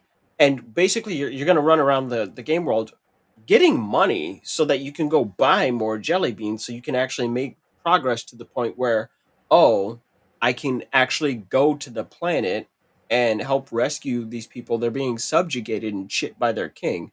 But you will make some of the weirdest, crazy stuff, and you need to understand how it interacts. You might feed the blob a jelly bean that turns him into an umbrella. You're like, what the fuck is this for? Right? Or That's you might neat. turn him into an actual car jack, or you might turn him into an actual Acme hole. Yep. You know, when Wile E. Coyote would buy a damn box of hole and he put it down and there's a hole through that clip. No, the blob actually can do that kind of shit. It's true. Right? Or turn into ladders and things like that. The Angry Video Game Nerd probably has the best video on a boy and his blob because he goes the fuck off. And listen, most of the time, I don't actually agree with everything that he has to say, but I respect his opinion on many games. Like, I think he's wrong about Nightmare on Elm Street and Friday the 13th. Actually, I think they're brilliant games. But boy, A Boy and His Blob is literally made just to piss you off in particular. It's out to get you. It's some real Spaceballs pizza is gonna send out for you. This game wants to see how much it can piss you off and make it hit it. Right? If this was still on a cartridge, you would throw it across the fucking room. Don't throw your Switch, people. That shit's expensive. We live in trying times. It's True. rough out. It's tough Punch out a there in the pillow. streets. It's rough. It's rough out there in Blobonia. Okay. Don't do it. But those are my deals that I have for this week that I thought were Sweet. interesting. All right. Back to you, boss. Thank you, sir. Yeah. All right, Ace. Remind the gentle folk of the internet what we mean by playing with intention before we move on to the final boss. Gladly. So, before we move on, let's bring it back here to one of the core lessons of Gamer Quotient Gaming Academy. It's playing with intention. It doesn't mean, turning gaming into homework. In fact, we spoke a little bit about this on my stream earlier when we were talking about, the issue, the problem with battle passes. Playing with intention doesn't mean turning gaming into homework. It doesn't mean that every session needs to be optimized, productive, or perfectly planned. It simply means knowing why you're picking up the controller. Are you here for the challenge? Are you here for the story, for comfort, for competition, for community, hanging out with your best mates? You know, beating prison guards with soap in a sock while the others actually dig their way out of Shawshank? Yeah. Are you here for escape? Ahem. So are you the ones finding your way out of Shawshank while I beat up guards with soap in a sock? He's damn good too. I mean, in his defense, everyone, I know I'm interrupting the importance of this, but he really did beat the shit out of everyone in that prison. He really did. I was there. I was digging holes with spoons. I was digging tunnels, and Ace was literally fighting everyone in prison. Like, he straight up Rorschach handcocked his way, said, if you don't move, I'm shoving your head up his ass. Like, I was like, dog, we trying to break out of prison, right? You were trying to break out. I was making keys out of wax. I was hiding shit in the toilet, right? You were just fighting everyone. It was beautiful. It was poetry in motion. It was chaos. It worked. And thus the legend of Blazing Ace Nelson was born. He blazed the fuck out of roll call is what you did. He couldn't even make it to roll call. That's right. Oh my He didn't even make it to roll call because they were like, roll call. He's like, time to punch somebody in the mouth. Bop! Like, Jesus. No. Oh my God. Roll call. Time to punch in. You know what? Let's get it back on track. I'm sorry for the interruption. Here's what playing with intention means. He intended to whoop their asses, and then he did so. So because when you know your reason, the session has purpose. There you go. See? Now, playing with intention, it means choosing games that match your time, your mood, and your energy. I was in the mood for fighting. So we played The Escapists. But it also means not letting hype, FOMO, backlog, guilt, or the internet decide what you play next. You know, it means setting small win conditions. Maybe tonight's win is finishing one chapter. Maybe it's learning one combo. Maybe it's clearing one quest. Maybe it's laughing with friends for an hour. Or maybe it's just relaxing after a long day. But when the session ends, ask yourself, did this feel worth my time? Did I enjoy it? Did I learn something from it? Did I leave better than when I started? That's playing with intention. Not just playing more, but playing with purpose. There you go. And speaking of playing with purpose, let's go ahead and kick it back over to the headmaster's desk. So that way we can finish the long way home. All right, gang. We did it. We're almost home. We're here. We're at the final boss. You know it every Tuesday. Last moment of the show. We talk about it. And man, boy, was I inspired last week on that Sunday, that fateful Sunday morning, watching the Odyssey. Odyssey is probably one of my favorite adventures, stories told. Love mythology. Love the lessons it teaches us. So I wanted to kind of honor this final boss using, in the theme of the Odyssey. So here we go. There's your final boss laugh. All right. And so to make this authentic as possible, I had it written in dactylic hexameter, if you guys know what that means. So it was the way Homer would have wrote it. So here we go, guys. Think of this as almost like a praise, like a performance, right? Perhaps maybe a narrator talking to you guys at an auditorium, telling you guys about video games and life. So sing now, O class of the player, long driven through backlog and battle, seeking the credits, yet learning the road was the forge of the spirit. Many the games that he started, and many the saves left unfinished. Many the bosses that humbled his hands and demanded reflection. Still he did sail through the menus of memory, hype, and distraction, searching for home in the glow of a screen and the weight of a controller. Once he believed that the ending alone was the prize of the journey. Once he believed that completion alone was the mark of the player. Roll me the credits, he cried. Let the trophy be mine when it's over. Yet as he traveled, the road gave him lessons no ending could offer. Failure had sharpened his patience, and loss has instructed his timing. Wandering taught him to listen, and to struggle hard had strengthened his purpose. Storms rose around him in seasons of patches and digital thunder. Sirens of hype called aloud from the shores of the newest release day. Come to us now, saying the trailers, the hot takes, the trending opinions. Leave what you started. The world has moved on. The crowd is already playing. Battle Pass banners were shining like gold on the edge of the water. Daily rewards rang like bells from Island of Endless Returning. Yet not every voice from the waves is a voice that deserves your attention. Not every island is home. Not every quest marker has wisdom. Not every grind is a trial. Not every reward is a treasure. Sometimes the player is lost while believing he's making progress. Sometimes the ship is in motion. No destination is chosen. Hear me, O class, for the lesson is older than the consoles and cartridges.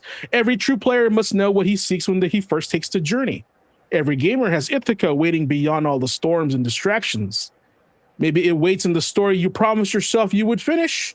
Maybe it waits in the comfort the game played life after grown heavy.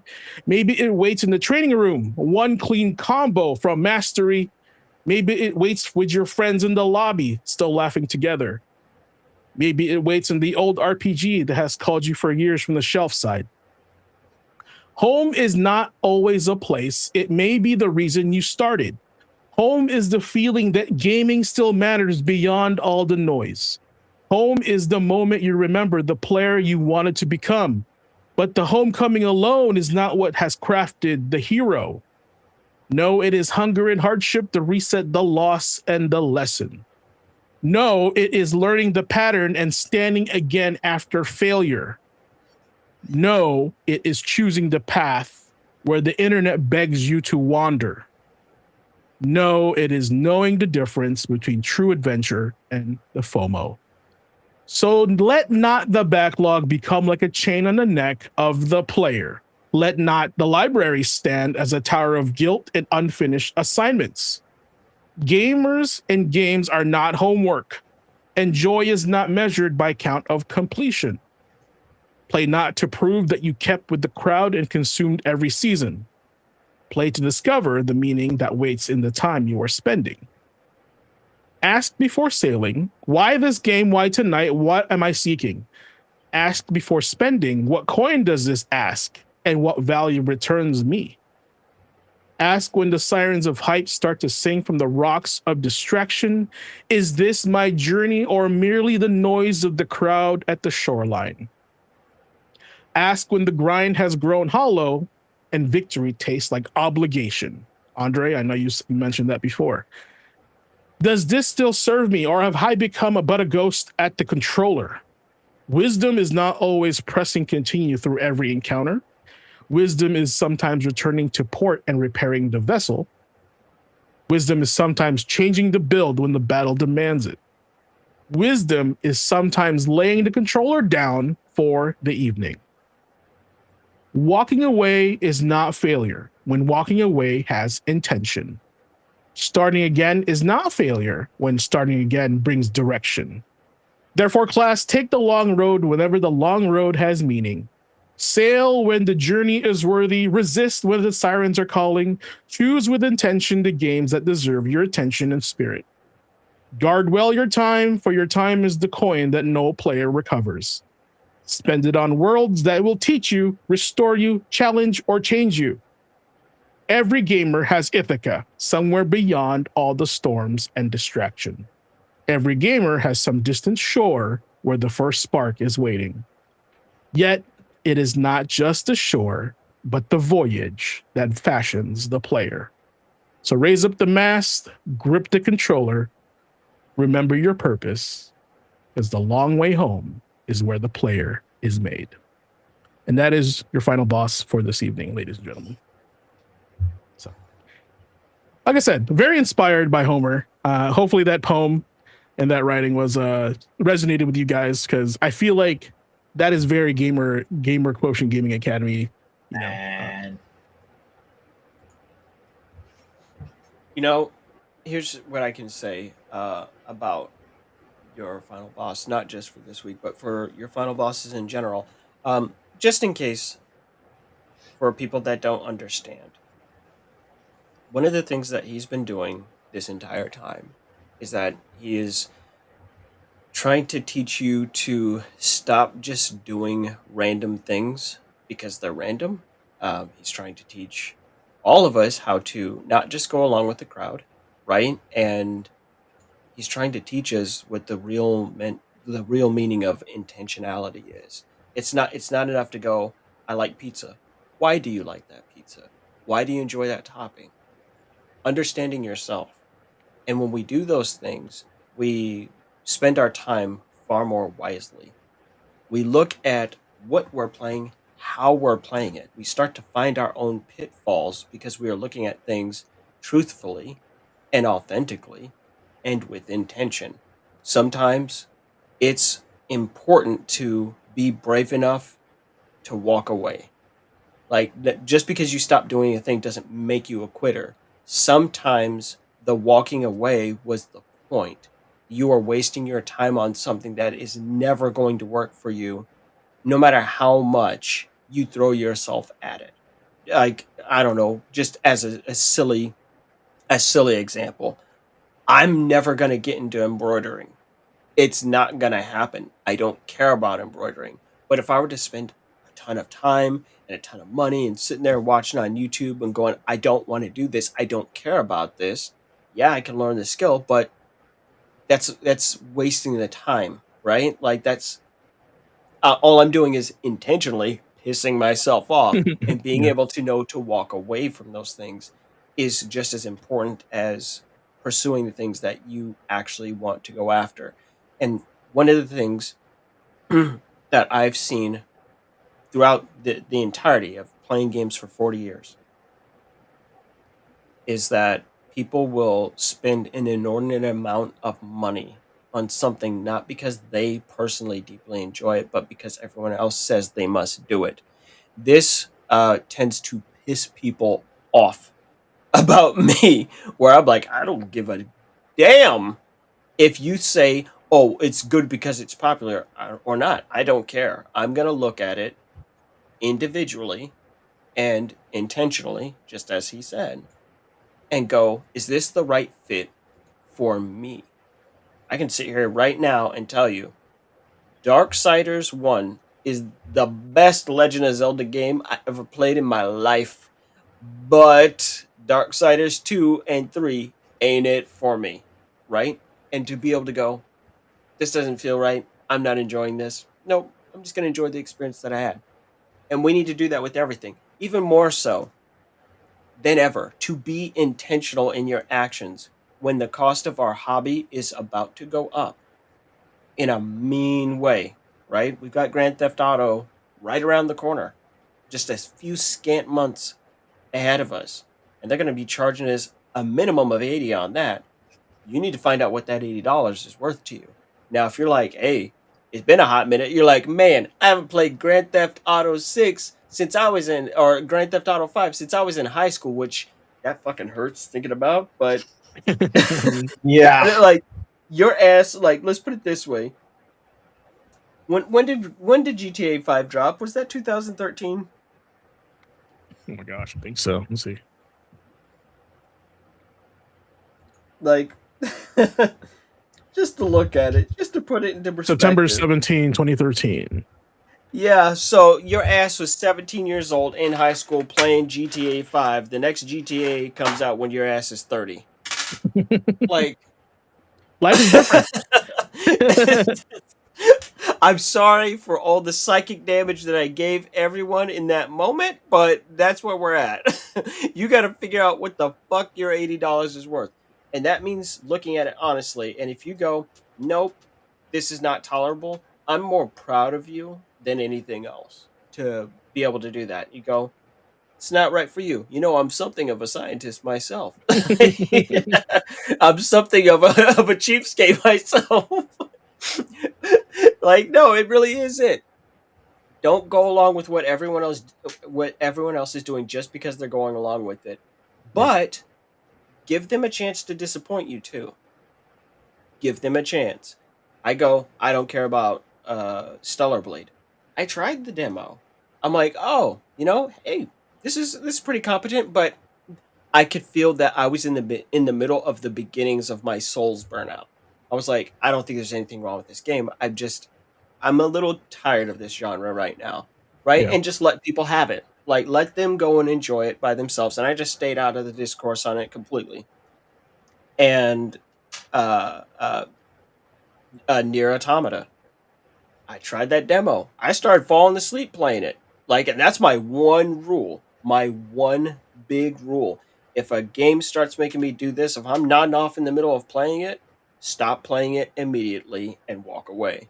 Like, and there's only been about 6 or 7 games in history that have done that to me. I was like, oh, I really don't care about this at all. It's not interesting. It's not stimulating my brain at all. It's not activating my almonds. I was like, something's wrong. Leave it be. I say this, and people get ass-tastic mad.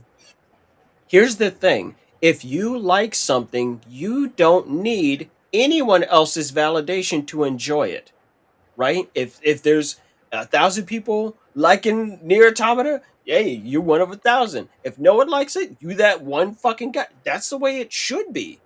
That is the way it should be. You enjoy what you enjoy, regardless. And if you need the group's validation to enjoy the game, did you really enjoy it? You're not playing for you. You're playing for their approval. Bingo. Right? And that's the stuff that we're kind of talking about here. Like, we can't tell you what games that you should absolutely play. I mean, it's different. It's Yeah, we'll tell different you in what the we sense like. of Yeah. we'll tell you what we like, and we go, hey, if you liked this game like I liked this game, then this one that I liked over here, which Might be shares up your alley. attributes, might Yeah. be up your alley. We can recommend things to you, but I'm not going to beat you over your head, right, about playing it or not playing it, but we're just going to talk about that stuff. And this is what it means to game with intention. This is what it means to do all these things. To get to where you're supposed to be. I'm of the opinion, don't buy every game. But if you find 5 games that you just fucking love, man, you're rich, right? I look at games like books. I look at video games just like books. Yeah. Sometimes there are books that you just got to keep revisiting over and over and over because they had a real lasting impact on you. Just to wrap up my thought on that. When I was a little boy, we read the book, the survival book, Hatchet, when I was in school.